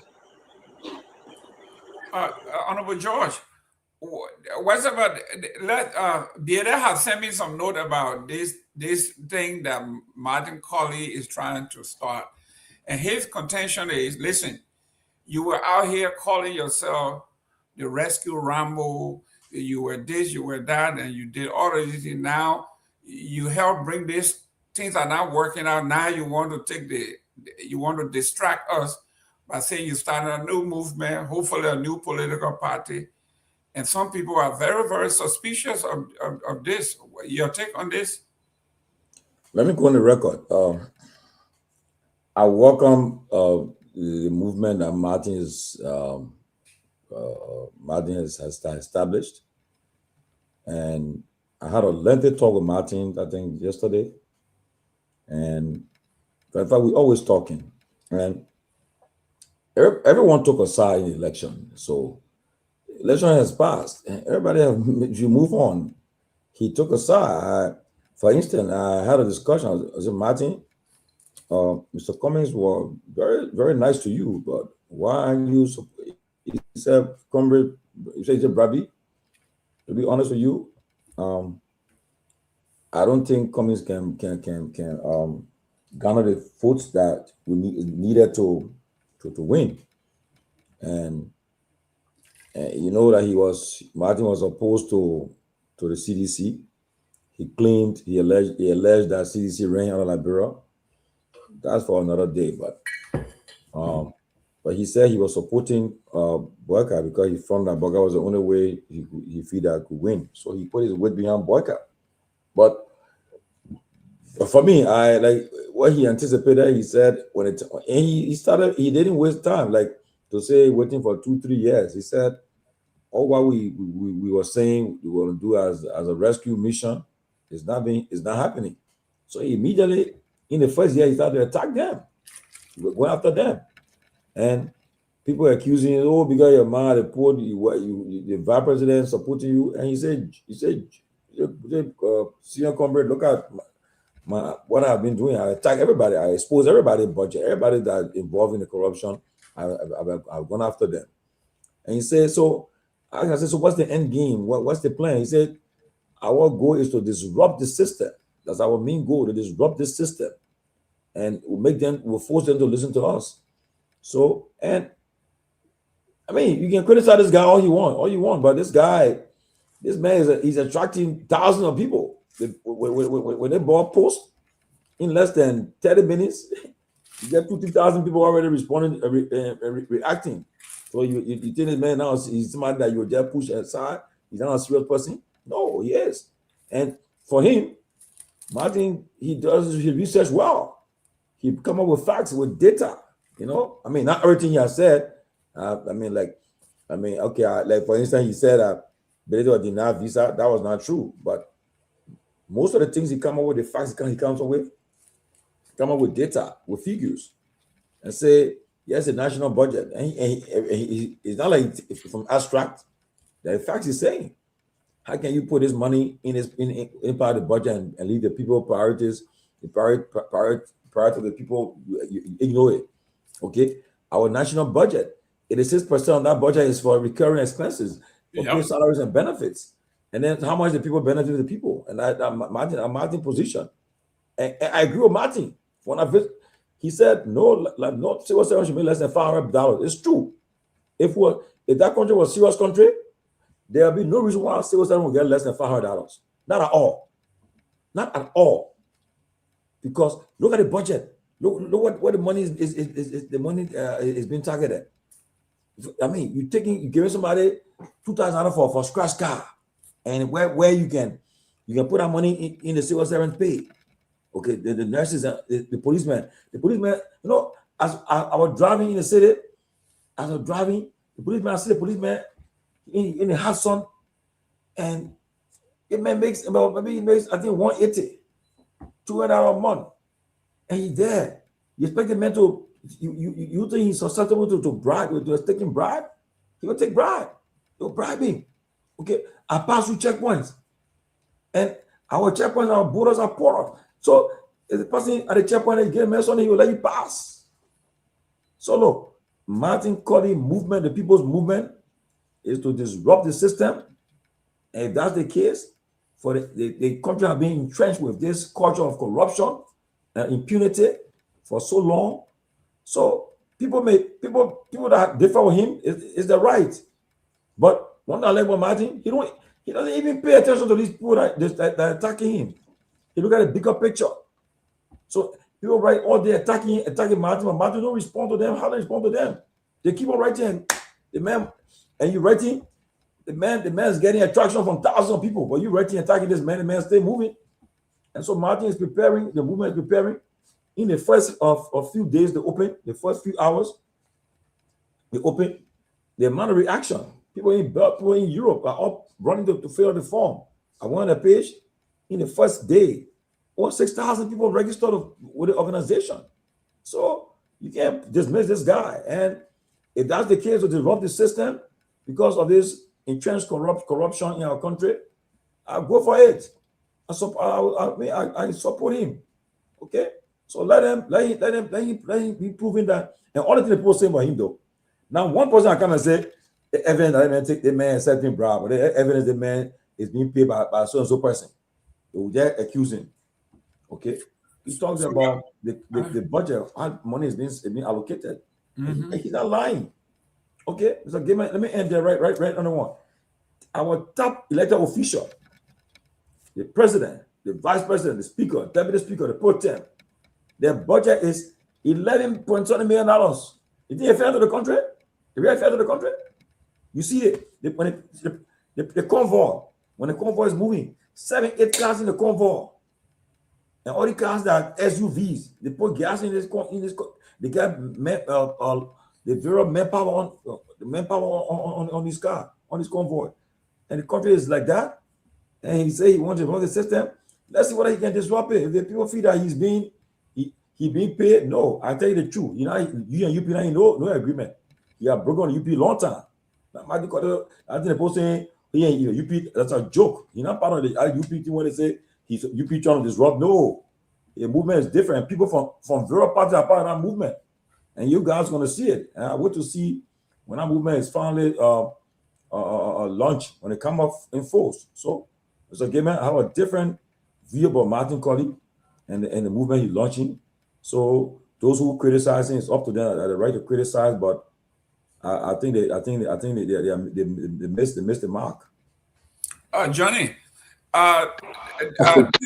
people are pointing to the chairman of the Unity Party, say all of these people are helping her, right? At the end, they will all support the Unity Party. These are the kind of comments that are making people to be very suspicious when the man say they are helping her, right? Sooner or later, at the end, they will come home and support the president. Okay. So it makes people to be very skeptical. Your take on all of these things that are happening. I mean, that's a political space. I listen to, my brother Tomalin, and it seems to be like, as frequent as Tomalin says that the tail line, it appears that this is what Mr. Tomalin has been working along with or suspecting, and that's why today is coming up with this tailing matter where we have this people movement that he spoke about with Mr. Martin Colley. I mean, everything Martin Colley has been saying, the same thing Molima recently talked about, he has always talked about. I mean, you were on the show when he told you that you cannot transform a country with the kind of budgetary system we have in the country. And if Martin Colley fall in line with that, and we hope that Martin Colley can also find the opportunity to have conversation with Clarence, his big brother or whatever, to see how they can collaborate in terms of ideas and moving the country forward and trying to disrupt the system. Example, the way the budget is developed, if it continues like this, we're not going to have the kind of transformation we're looking for in Liberia. where every time you do a budget, 75, 80%, 90% goes on recurrent expenditure. When will we ever expect to see Liberia as a small, modern, and sophisticated state in Africa? We will not be there. So, I mean, those who say helping verb, look, I heard a man speaking about helping verb. I don't think also what he said others are helping verb. Some people speak things because they want to satisfy their political leaders or political system, because he knows what he's doing. You understand? So helping verb in what sense does helping verb means that Martin Collins group that he's trying to put together will help the UP in the election coming? Yes. I want to say the thousands of those that will join Martin Collins are all going to support, or are all UP people that will eventually support UP. But other than that, I don't think Martin Collins will be having such thing organized, and then at some point he say, let's support UP. It will be a breakdown for him also, because people who are there are now also part of UP and don't want to see UP and retaining power. So I don't see how Mr. Tapper's statement about helping verb is linked to Martin Collins movement. I'm happy to see a system that will disrupt what we're doing. That's why I support Clarence Moniva, because his idea is about disrupting the whole thing we're doing here, because he doesn't see how we help the country to move forward. He doesn't see it. And probably you heard him already. You heard it. Even when he spoke the last time, he talked about how can we have a civil servant of almost about 60,000+ people, and you pay them less than $500. When would they ever benefit? When would they ever be proud of being a civil servant or working for the government? To say, I'm working for government, I did this for myself. As a government staff, I was able to send my child to the kind of school or do this and that. They will always be making 150, 200, 250. If you're lucky, you get 300 or something. What is that? I mean, if the minimum salary in the government is $500, you are ready to elevate people living condition. You are ready to reduce slum communities. You know why I'm supposed to stay in slum community? Because it's cheaper to pay for slum community room for $25, $30 to stay there, because the person's salary is low. If that person has a good salary, they're not going to be happy to be in slum community. They can afford to go to a place where they can pay $100, $150 for an apartment and be comfortable. You know what I'm saying? So even the salary structure, and if you look in the slum communities, most people in slum communities are government workers. They are servants because they don't have it. Their income is low. So they are living in conditions where they cannot afford, they're not certified to be there, but they gotta be there because they don't have the income, and because most people will tell you to take my apartment, you gotta pay 6 months. Right? And this man's income is $150 or $200. How can he pay 6 months salary cash down? What will he be eating? So you prefer being in a slum community, and you prefer being in a slum community when you pay $50, $20 every month, every month, and you have food for himself. Out of his $150 that he earns, or his $200 that he earns. And people in this country spend $500 every day at pocket change. People working in government, senior government officials, their daily expenditure around. I think the baseline is $500, and maybe the maximum will be around $1,000+ on daily expenditure. People in senior government positions. How is that happening? You know, so I mean, technically, I would support a system that will disrupt what has been happening here for the last 20, 30 years, that we're not seeing a real progressive change in this country. And I want to repeat, I don't think Martin Collins group he's forming will just be a group that will say, okay, in 2029, we're all going to UP. I don't see that happening. If it happens, it will be a breakup. People will leave. Somebody is part of that group, he will break away from them. Clearly. He will tell them, I'm sorry, I don't know what we're here for. I will not agree with you. You understand? But if it's about bringing a change, a total change, a complete revise or an overhaul or a new system in the country, it will be good for all of us. All of our young children are growing up, they have a lot of vision. The young people in the country are so passionate about doing great things here. But there's no opportunity. The young people just languishing around. There's no opportunity. Nobody will guide them and even put them into a coaching room. So look, this is why if you learn this in the next 2-3 years, this is why you will be. And this is how your level will be tomorrow. Nothing. So it will have a system that is coming that will collaborate. And I wouldn't mind if I understand what Martin Collins is about to do, and I see that idea is aligned with what we're doing in Lino, I'll be happy to collaborate with Martin Collins and see how he and Lanu can collaborate, and other guys can collaborate to bring the change in the country. We can be yearning for change, and we begin the changes way in 2050 or one day now. Look at you, Mr. Gayman. You have successfully live your life in the US, but you still got passion for Liberia. There's a Liberian now like you. They say, I don't want to hear about Liberia. I don't want to hear about Liberia. I'll remain here, whatever happens, that's it. But you still got passion. You still got interest in bringing people to come and invest here and do things here. Even they will create 2-3 jobs for people. That's addition. All of us can work together. Tomalin, John, Martin, Collie, Mr. Gayman, Sarah, Peabody, everybody on the show. We have to work towards making our country better.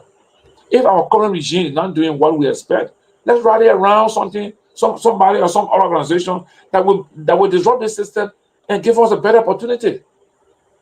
Right now, I'm doing all of this because I want to have a social security, social in a sense of when I'm in my 60s and 70s, I want to be relaxed. I don't want to be running around and oh, this is happening. I want to be in my old age, have a peaceful Liberia, a growing Liberia, a successful Liberia where, in my 60s and 70s, even if I can reach 80 or 90, I will say yes.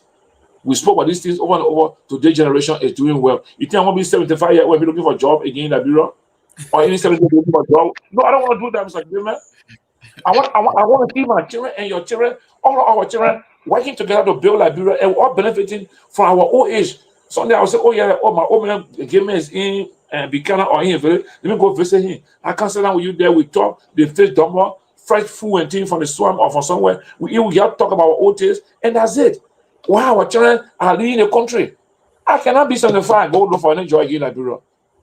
Mr. Gayman, just look. I was looking at somebody brought attention to me to this report, right? Mm-hmm. The Liberian Extractive Industry Report. Mm-hmm. Just 2023. We haven't talked about 2024, 25 years old. Mm-hmm. In 2023, Liberia exported 1.33 billion in extractive commodities. Mm-hmm. Now, all of that money, only 152 million reached the government of Liberia in total revenue. Just imagine then, our gold exports alone reached $660 million. Iron ore, 482.7 million. Diamonds, 17.991 million. Rubber, 103 million. Crude palm oil, 82.7 million. Look, and all of these things are happening. We didn't get nothing from it. All went out of the country. Okay? Mr. Gayman, the reality is that the country is rich, but look, you know, I found out in Liberia recently. They're playing, they call Brussels Airline. You know what Brussels will not start flying Liberia for? Brussels ain't care. When we're coming back at Pewee, we left Morocco with an empty plane. The plane was basically empty. Okay, that left Morocco to go to Brussels were empty. You know why? The people, they the one that can take B mountain cargo out of the country. That the people making their money from. Mm-hmm. One of the person when they talk with people say, Tomalin, you know why the people can't stop yet? You think people care for what are your kind? They put B mountain, all your mineral, your important things. They the one that left the cargo. Every time they can, taking B mountain cargo, stop out of the country. Millions of dollars. People making their money from it. Okay? B mountain exporting. We exporting almost our stuff from here. How am I going in the Liberia revenue? Eh? Look at and no reserve. Coming and no reserve. I was invited to the Senate to watch the hearing for Oranto. I hear myself. Yeah, we got it. Yeah, for Oranto, right? While we're there, Snow was chairing the committee.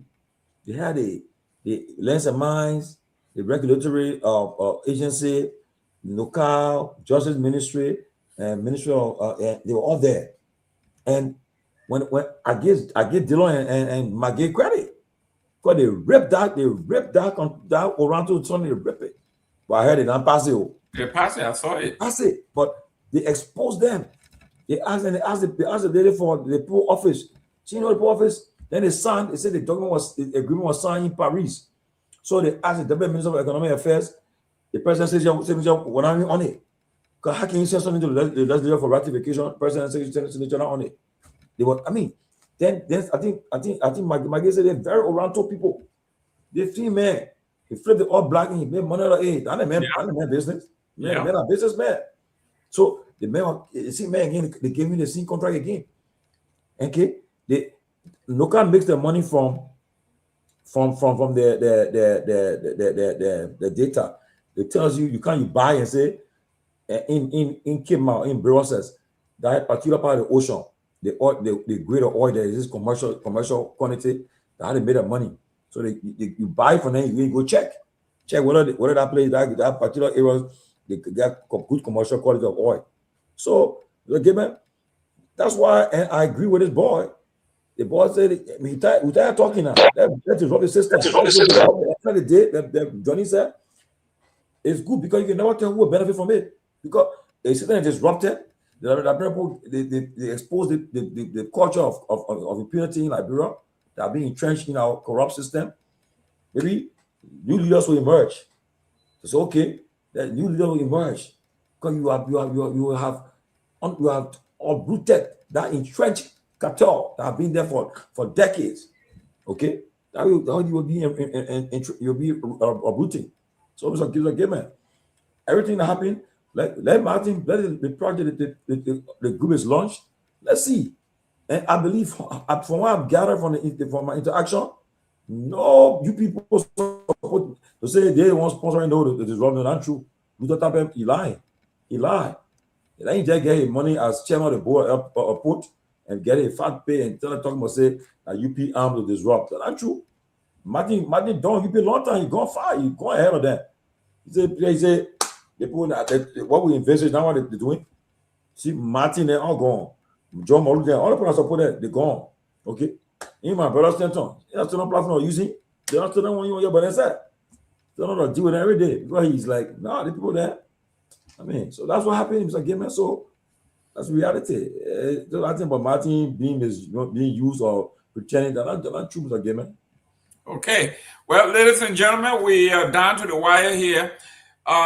We're raising money to make our kids back home, our employees back home, to make their Christmas better. Let's put some smile on their faces. We're just talking about how tough it is back there.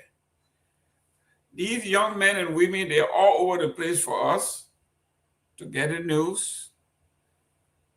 Please send something. Our goal is to raise $2,000 to send for this holiday to cover everybody. If you're into Cash App, is the $ TCA 2500. If you're doing Zelle, it's 678-438-3003. Any amount would do.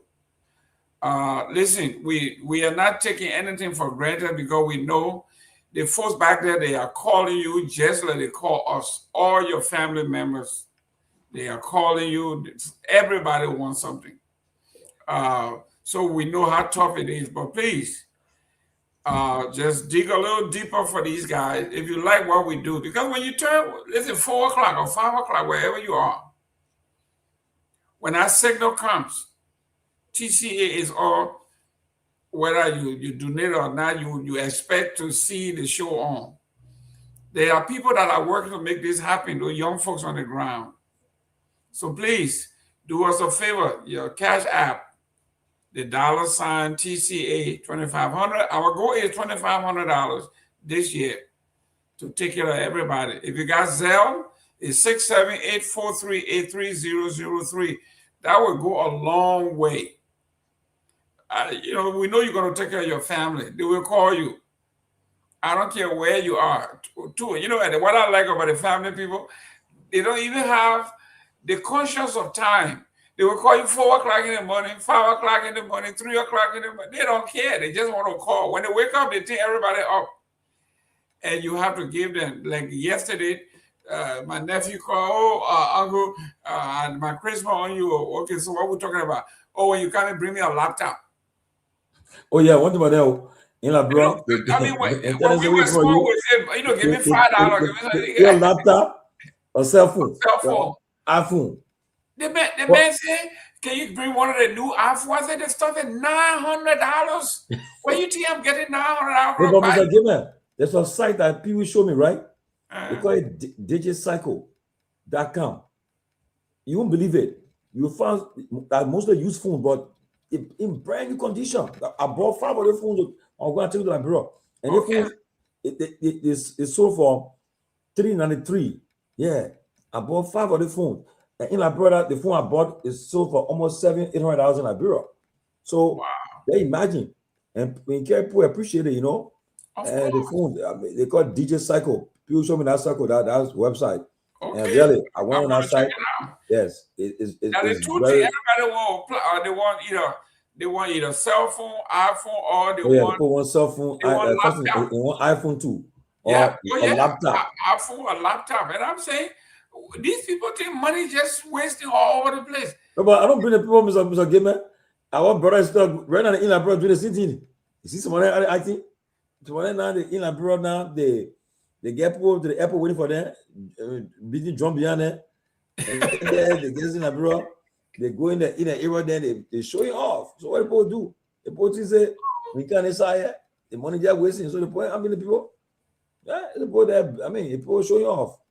Jeez. Showing off there. So we expect the people to do Mr. Gayman. The people just Well, ladies and gentlemen, they are not us. You saw when Tomalin went to Liberia, you hardly saw him. When you saw him, when you were on site, you didn't see him showing off and all that. Because what you don't have, you can pretend like you have it all. When we all know in this country, we struggle. Nurses, they work. They go, the RN, they stay on their feet. They work hours. They earn their money. Doctors earn their money. And not how your team in Liberia, you go in, you sign out. No. In this country, when they say you're working, you are working. Look, E.F. Houghton, the investment firm, I like their motto. I always say it. Say we make our money the old-fashioned way. We earn it. We go to work, we will earn our money, and we'll invest our money. That's why we don't just waste money, because we earn it. People who go out there and say, hey, the whole bar, everybody here on me. Those people didn't earn that money. It's right? Government money they're stealing, so they don't care. So the number is the $ TCA. Yeah, you please contribute to our people something. But next week, hopefully by Monday or Tuesday, we'll be done with this thing. Yes. Because the guys, our people, they have been paid for. They already got to pay for December, but that ones have been paid on the bills. Now the holiday, they can't be working for TCA and they post it, we see you all there, and then you're telling me say you're broke. So they gotta. Like last week, I coming from Habel. I see Myean went to the airport in net to cover the president arrival from Ivory Coast. Yeah. Picking. I say he on a motorbike. I said, Myean, be careful the road Dago. When he on your motorbike, he back behind him. He been covering the president arrival. He on the way home to Dopoh Road, driving on our highway. So like anything happened, they dead. This morning, I saw them. Some of them were arguing. They were going back and forth. Mm-hmm. The protesters are making me laugh today. One of my picking, I saw him. I know you're running. Anyway, like, bro, I pray that when you say you're going to protest when the police cancel you, instead of them, the policeman can't hit you or go. They can't try that in there. But you be male. When they throw water on you, you say, okay, I'll go back again. At some point we'll get tired, but the support the children. Please, we'll beg you, support them. People are contributing. In fact, some people contributed. I think over the last 24 hours, people contributed. Good. I'm very positive. I can tell you positive by before next week we hit our mark. I believe so. People will contribute. Good. Most people take pay. Some people pay today Wednesday. Yeah, Americans are supposed to pay on Wednesday and Friday. So Friday is going to be pay on Friday. They will say, well, $25, $10, $20 or $50, $100. They will drop it in. And so far, those who have contributed will say thank you. But actually, please, man, put some smiles on our people's faces, because they work hard. Day and night, they work hard. It's not an easy thing for them, and to the extent where the people were that today, maybe me tell you one fun. Today the TC were on the live, right? So the boss said, the boss said, I said the boss said you're arguing a regime collaborator. You're trying to undermine the protest. So two persons from the opposition called me and said, "Tomorrow you're putting undermine the protest." So I called. Then yeah, came already. You get Jomo. He said, "Yeah, that's true. You I told you regime collaborator." I said, "You got mad when he said, "I am talking so." You know, I know you're joking, but I know. But again, sometimes when you try to do your work, what can happen? You know, but please help our people, man. They need the help. I mean, all of you guys, if you are blessed to be in America, I'm sure you're working. You already got your Christmas stuff. You know, if you work anywhere, this week you got your Christmas bonuses. I know they give you a bonus this week. But next week at Christmas, yeah, you know, they do things by system. Yeah. You know, and I know every year, my office every year. Today I got, they say, "Oh, this is your percentage in raise for next year." Good, you know. Oh, if you got raised, that's good. Every year they give you some raise, that you happy. But I'm sure the people got. But now you come from like bro, broke now. You know, you come like bro, you broke. You come here, then Christmas coming. So it's not easy, but yet we still do our widow's mite to play our part. Well, please help our people, man. Please help. It at $10, $20. What you guys? Just send it. It will help. You put some smiles on people's faces, you know. People need it. I will send my own to Myean tomorrow. Good.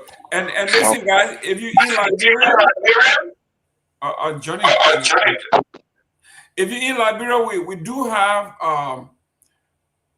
we do have mobile money in Liberia too, where you can also send money on the screen down. Yeah, you can send the money to Myean, and it will register here, and Tomalin going to give you your full due credit. SendWave is 0888-297-311. If you got Orange, it's 0777-649-986. So whether you're in the United States or in Liberia, you can still make your contribution.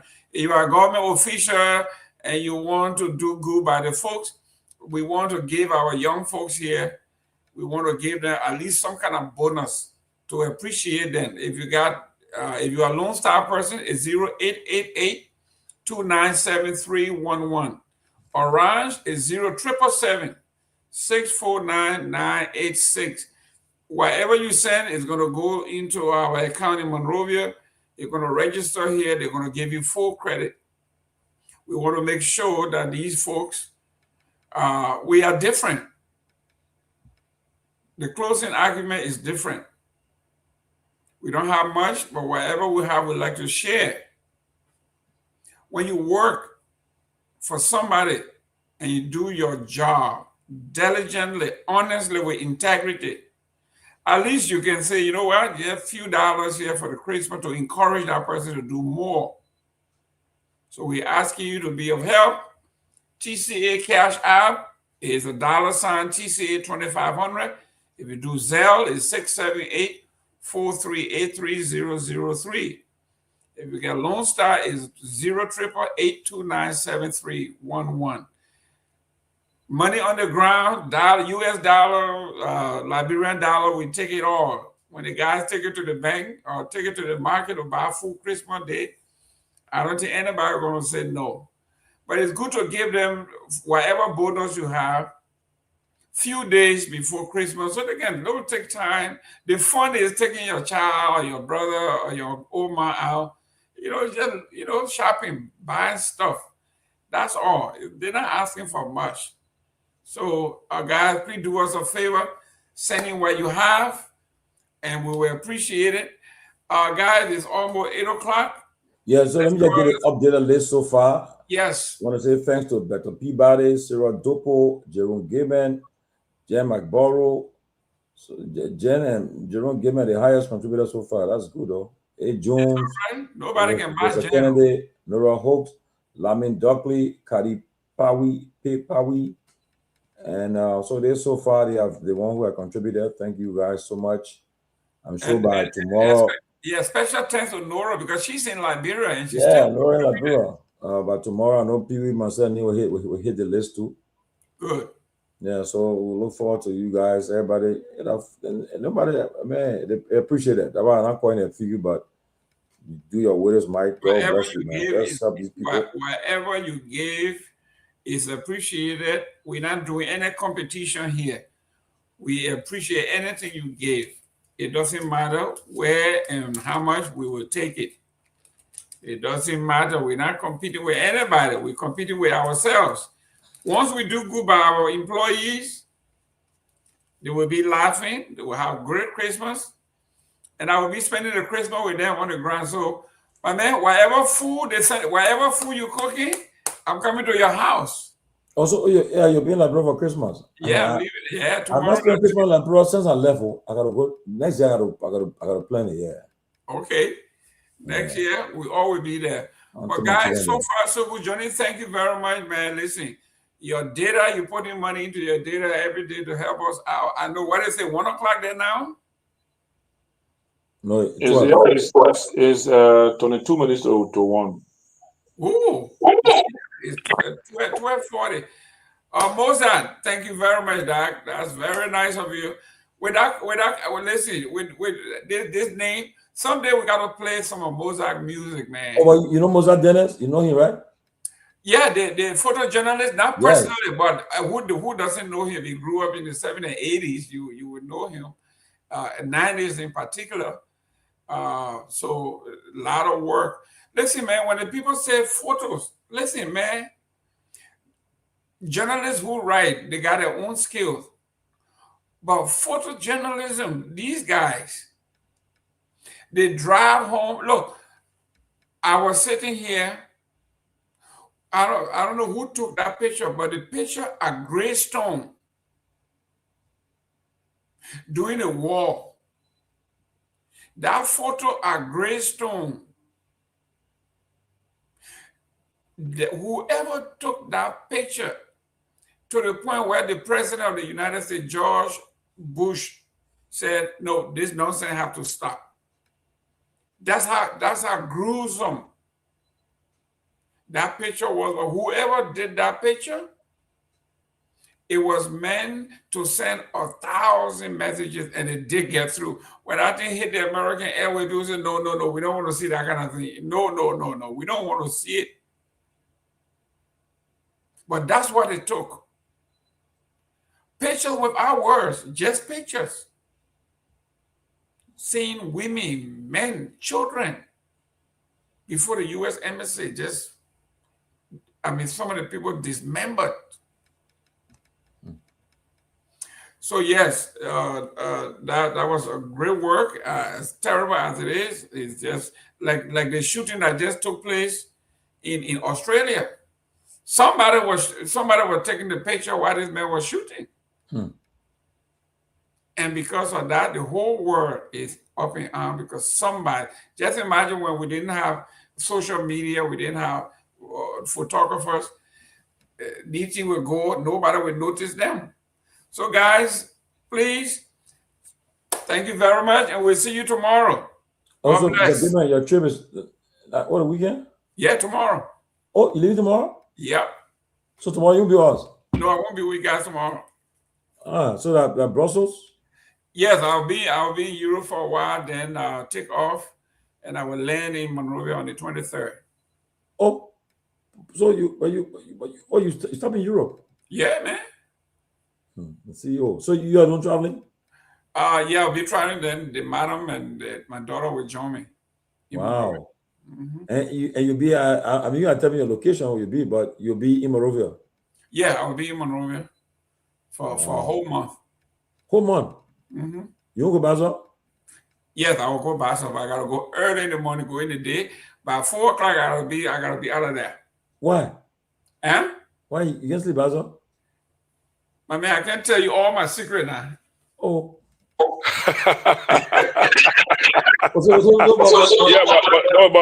But listen, I think, Mr. Gayman, when you get done, you need to get security briefing. I'm a security manager. Okay, there you go. You need to get security briefing. you'll be a son with Maria. Listen, man, Johnny there, I'm okay. You go over there, you the big boss, the people say you regime collaborator. What you think they're going to do with little people? Right? but I don't have regime. My man, forget about no people. I mean, too many leave Mr. Gayman alone. We got some unfinished business when he arrived. We gotta be handling. So Mr. Gayman, don't disclose further information again because too many wants to expose you to some unwanted. Wow. I mean, look, Gayman, you really do it though. Yes. Like I said, one is I got few folks that we are helping in the village. The rubber, they were tapping the rubber, and then they told me that they have gone there stealing the rubber at night. I mean, this is for the people. I just say, this is for you guys, so you can live off of it, take care of the town, do this, and they're stealing for themselves. How is that possible? So we have to be there to put a lot of things in place. But yes, I'll see you. I'll definitely be in touch with you. Okay. Okay, guys. Thank you. Thank you too. Okay, people. Good night. Wish everybody a Merry Christmas. Hope you guys preparing for the Christmas. Getting ready. Myean. Yeah. Oh, Myean still around? What's up? I'm cool. I stay in the back. Are you home now? Yeah, home. I just came home a few minutes ago, less than 10 minutes. How did bike? The bag is okay. We're running the bag right now. I was up and down today. It was somehow difficult for us to park the bag somewhere because the place we usually park it at the Capitol building, the whole entire building going to the executive mansion was somehow guarded by security. So it was a little bit tough for me. I had to park it at the Ministry of Information. So, but what happened today? The protest. I mean, I saw people carry pots and to cook. What happened? Did they cook? Yeah. The protesters never had the opportunity to cook because as soon as the truck arrived on the scene around the Ministry of Foreign Affairs, there was the folks from the Liberia National Police, the joint security. They came out. They said they released. They got a communication that the protesters should use the Jonathan route to get wherever they want to get. So they stood out there for over 30 minutes around 12 o'clock. They stood there for over 30 minutes or how they came to one conclusion and then it told them to pass through the Ministry of Foreign Affairs going towards Capitol building.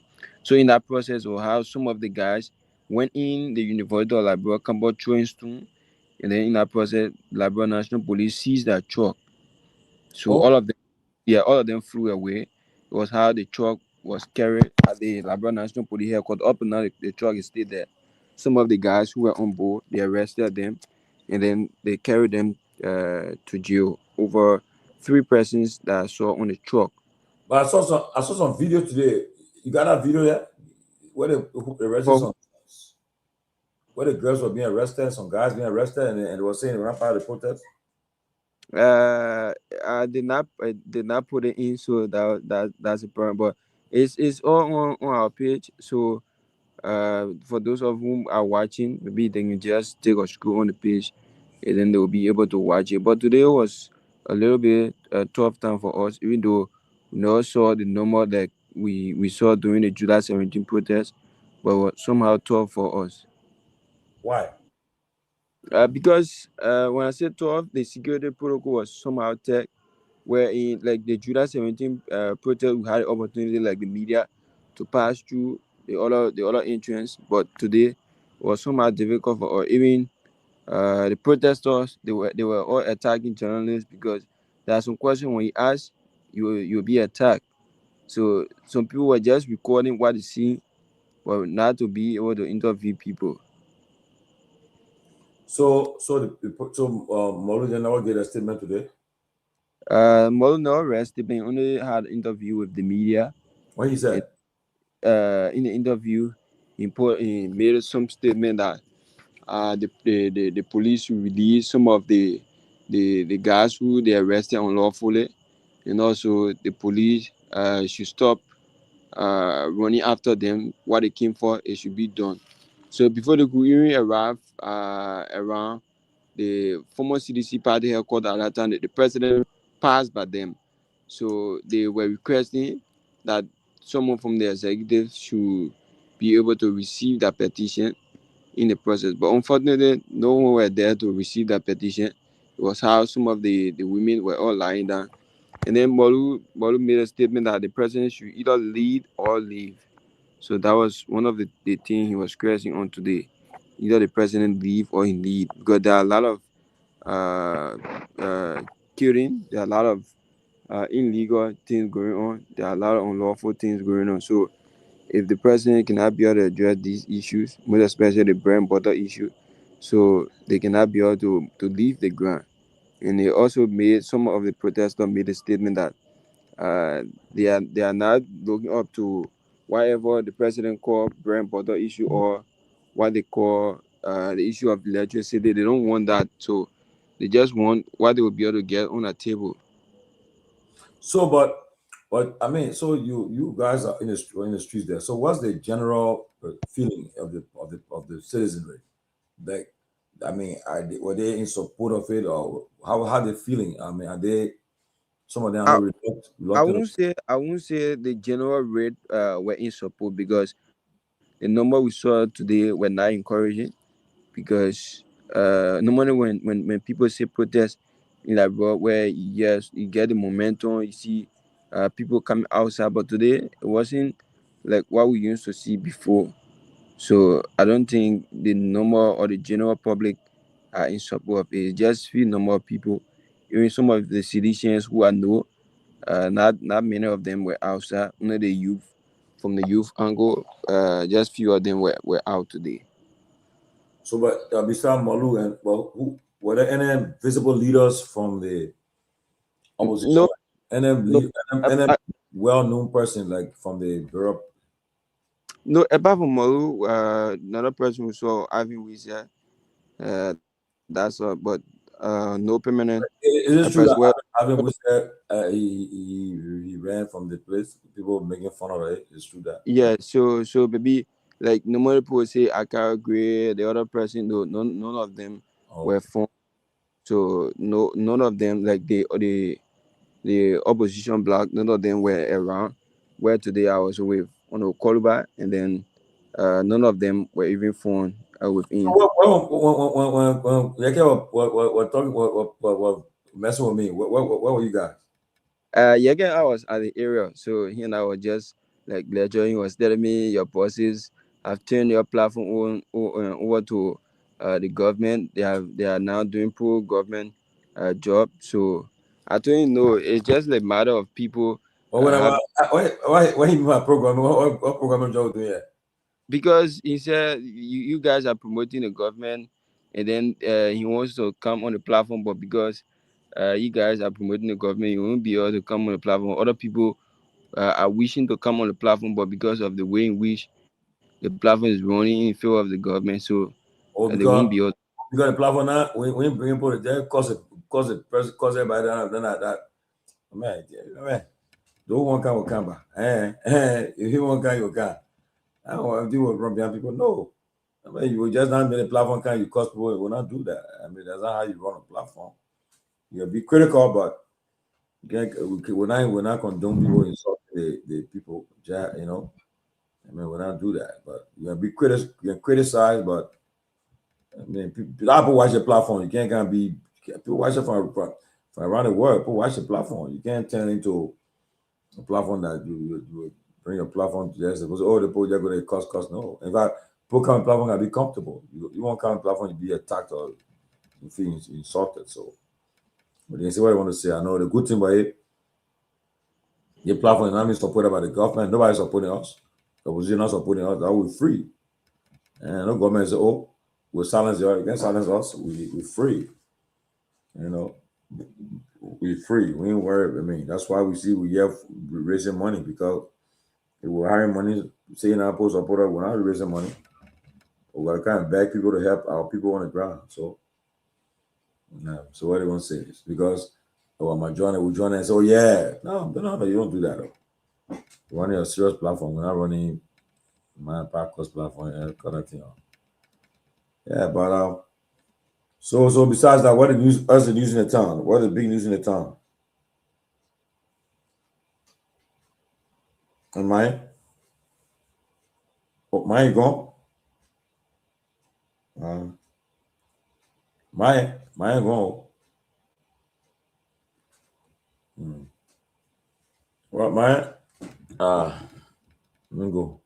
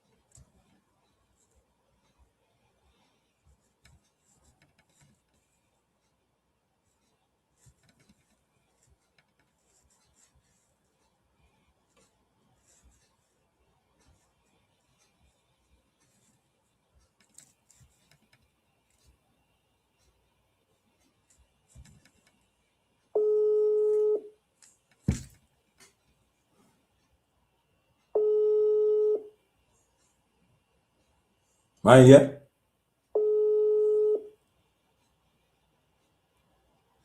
Mine.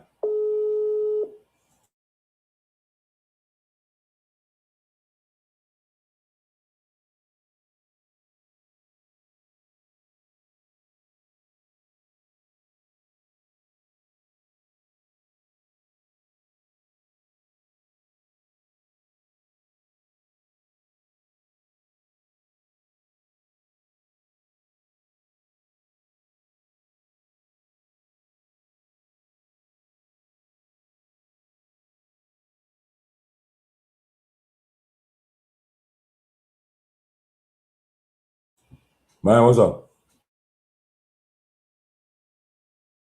I can't hear you.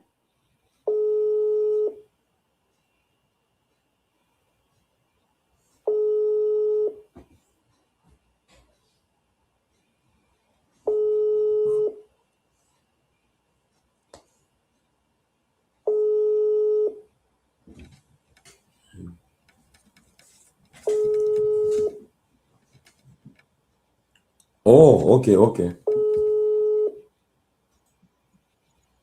Okay, yeah, sorry, I lost access because my phone went off, so that's why. Yeah, I'm trying to about to leave, but I said, but so actually, what's the latest? The latest news right now is just like Liberians are all concerned about this holiday because They put on TP, right? who for government or who? Government to pay, right? Some government official, not all the entity are paid yet. So when the Senate, when the House and Senate closing and tomorrow closing? Yeah, like normally when the House of Representatives close, they usually give 5 working days before any house, but by the constitution, any house that close before that friend, they give 5 working days before the another house close. That's the constitution. So tomorrow, who's on the houses? Who's on the branch will close tomorrow? The Senate or the House? The Senate, that's the Senate. The House of Representatives are already closed. Oh, it closed already? Yeah, the House of Representatives already closed. So tomorrow Senate closing? Yes. So today the vice president was in session. Oh, really? I heard they say the president going to LBS tomorrow. Yeah, he will be on LBS by 8 o'clock. So in the morning, yeah. So I'll be there early in the morning. Yeah, I'll be there live early in the morning. But they only ask question, right? Only LBS will ask question? No. We won't ask question. Only LBS. What Yeah, why can't president but hoping, LBS? We're hoping that Friday to have some conversation with the president. Well, Yeah. president, he's a good LBN approved government place. So the comfort zone there. Yeah, but right now, they won't allow the president to go on a platform because even Onirawa had an interview. It was to have an interview with the president, but unfortunately, last minute of the time, the interview canceled because wherein they have already do the flyer, publicity, everything. Everybody keep going to a monitor. Last minute of time, in less than 30 minutes, it will have the interview canceled.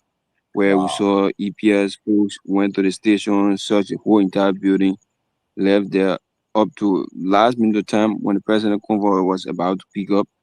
It was how we received the information that the president is not coming. So it was somehow shocking. So Well, for the president to appear on another platform would be somehow difficult. I mean, I know you. I mean, I know, but usually, if I like, it will come a time they will really want to. If I were then, they should encourage the platform. Not you got kind of platform, but put us from various platform to come and or various stations come and interview the president. But I know back that time you wasn't born, but Doe used to president. Doe used to have they call it the end of the year tete-a-tete with the news with the press. And he would have foreign journalists will be there all. You will meet them for 2 hours, 3 hours. They and Doe will go back and forth. Then Charles Taylor did the same thing too. Yeah. Yeah. To recent memory, two presidents that have a lot of press conferences, Charles Taylor and President Doe. My Ellen too try, yeah. But now they have Doe and Taylor acted. Yeah, so I don't know. But anyway. Yeah, but the government will say they have the Ministry of Information when the media wants to speak on any issue they should meet the Ministry of Information. That's the kind of channel the media pass through. Yeah, found where the president had talked to the people directly. Man, that's a poor excuse. See, Trump talk to the president every day, talk to the press. Every day. And every day, the press being off it. You're on a plane talking to them. Yeah, I don't know why they do not want to talk about anyway. But beside that, how our friends and from overseas, they plenty of time. Yeah, people coming like tomorrow. I'll also be there for the diaspora peace and reconciliation. Today was the another program for them. Oh, tomorrow the diaspora what are you having tomorrow? The peace and reconciliation at the ministerial complex. Tomorrow? Yeah, at 8:30. 8:30. Liberia time. But then you will be in the morning because you'll be at Yeah. right? Yeah, I'll attend the president before going there because there is up to the evening hour. So after the president before, yeah. Yes. Oh, and who will be there? The president, the vice president, who will be there? No, that which I cannot confirm, but I only received the flyer. Okay. And then yes, that the people have been talking about today in send me there, but the person who sent me to I did not see the president. Okay. Yeah. So the lights that they put up, that Ralphie way, they put that lights up? Yeah, Ralphie Light is on. I'm doing a video on it because I received the video and the pictures from one of our followers. She also did a contribution, and then she sent me the video and the picture. So I'm going to. Lights extend. How far is that lights on Ralphie way? How far is it? I've not visited the site except myself visit the site and see, but people who send the pictures and the videos say over 5-10 minutes they stand away. Wow, that's good. Yes. That's good. That's good. That's good.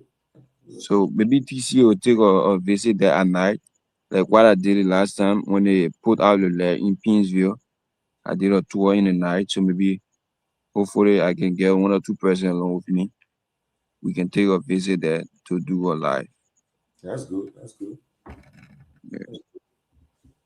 I don't know where my man. Y'all keep holding the ground, man.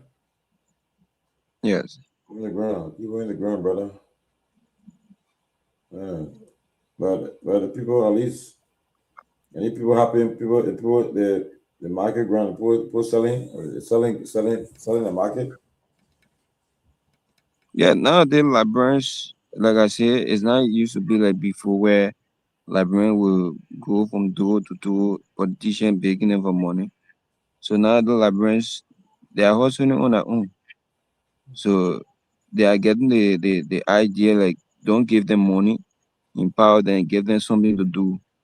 That's why you see most people even running after Martin for Martin to help them with scholarship or whatever because that's one of the things that will be able to help them. If you be able to empower one person from a family and that person goes to school or learns skill or trade, they'll be able to help their family members.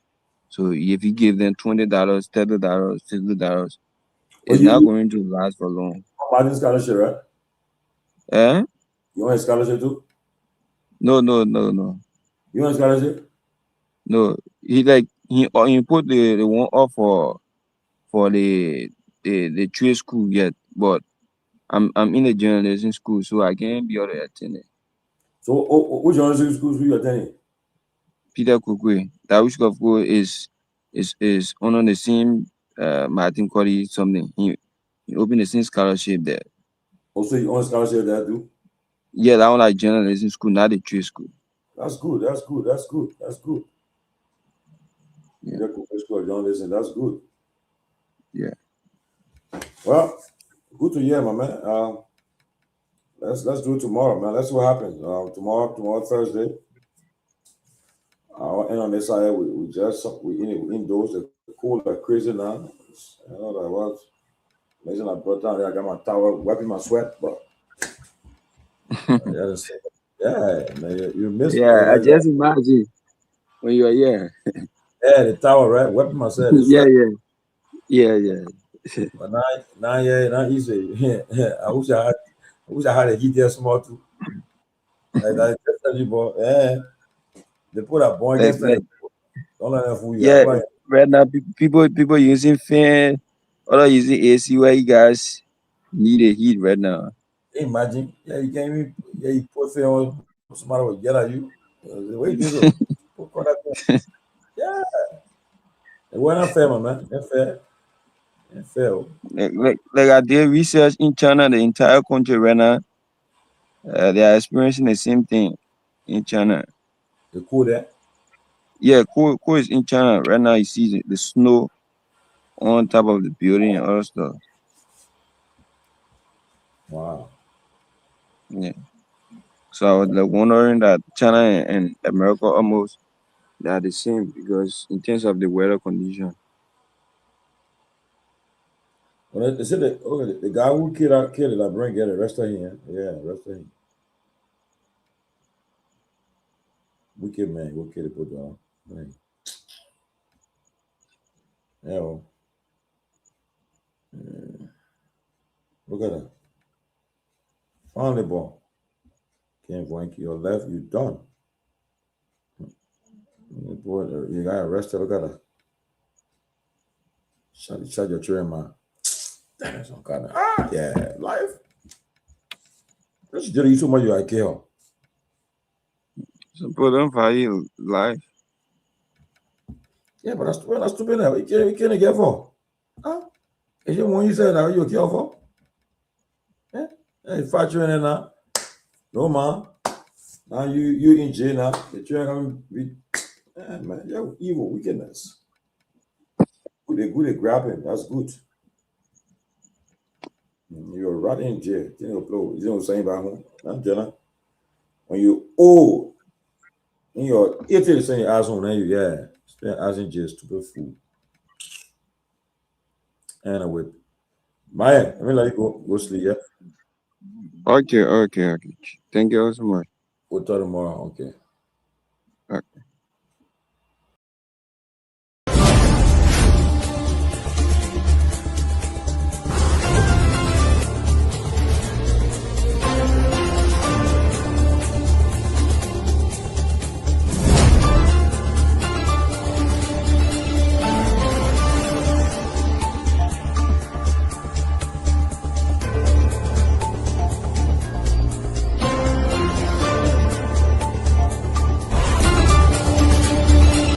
but listen to, did you hear the press conference of Seleke Kromah, the IG? He did say that this is a highly political case, did he not? So you don't take the partisans' word for it, you take the IG's word for it. We elect on 85 irresponsible men what happened to our country. We elect on 85 irresponsible men to govern this country, not to be very irresponsible. Please place your left hand on the Bible being held by your wife, and you will kindly raise your right hand, sir. And repeat after me. All standing, please. I, Joseph Newman Boyka Sr.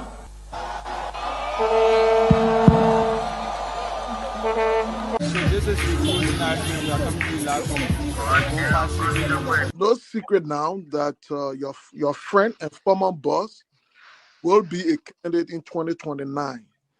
With all of that you experience, all of that you know, and everything that you see unfolding in the country now, will you support him? Will you be part of the process? Will you give him the support? Do you think he can be a better president?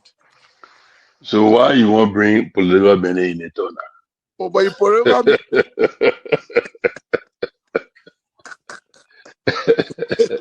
you're political man, before you go out, very active. I plead the fifth again. Okay. When 2029 come and pass, then you finally leave. Mission is completed. Now, what the rules of engagement? When the war ended, the guy said, the captain, the commander said, mission complete. There winner out first. All men on board. So, this riot situation when it comes across it, because many times you notice that.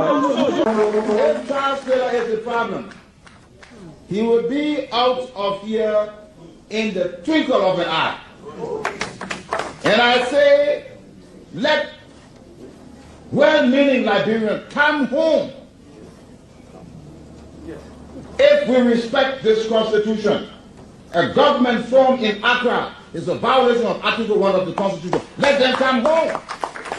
Let that government be formed in Monrovia. On the Boyka's administration, want to give the government of Liberia an ultimatum of 72 hours to provide a living ballot of the chairman of the Student Unification Party, or else there will be a catastrophic pneumonia in the Republic of Liberia.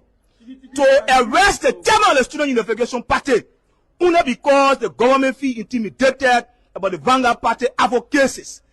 The government got capital road, small, P road, all kinds of the place. I think the reason Joseph Baga will not do much because the old man, the papa is suffering. The papa loves the country, but he can't make it.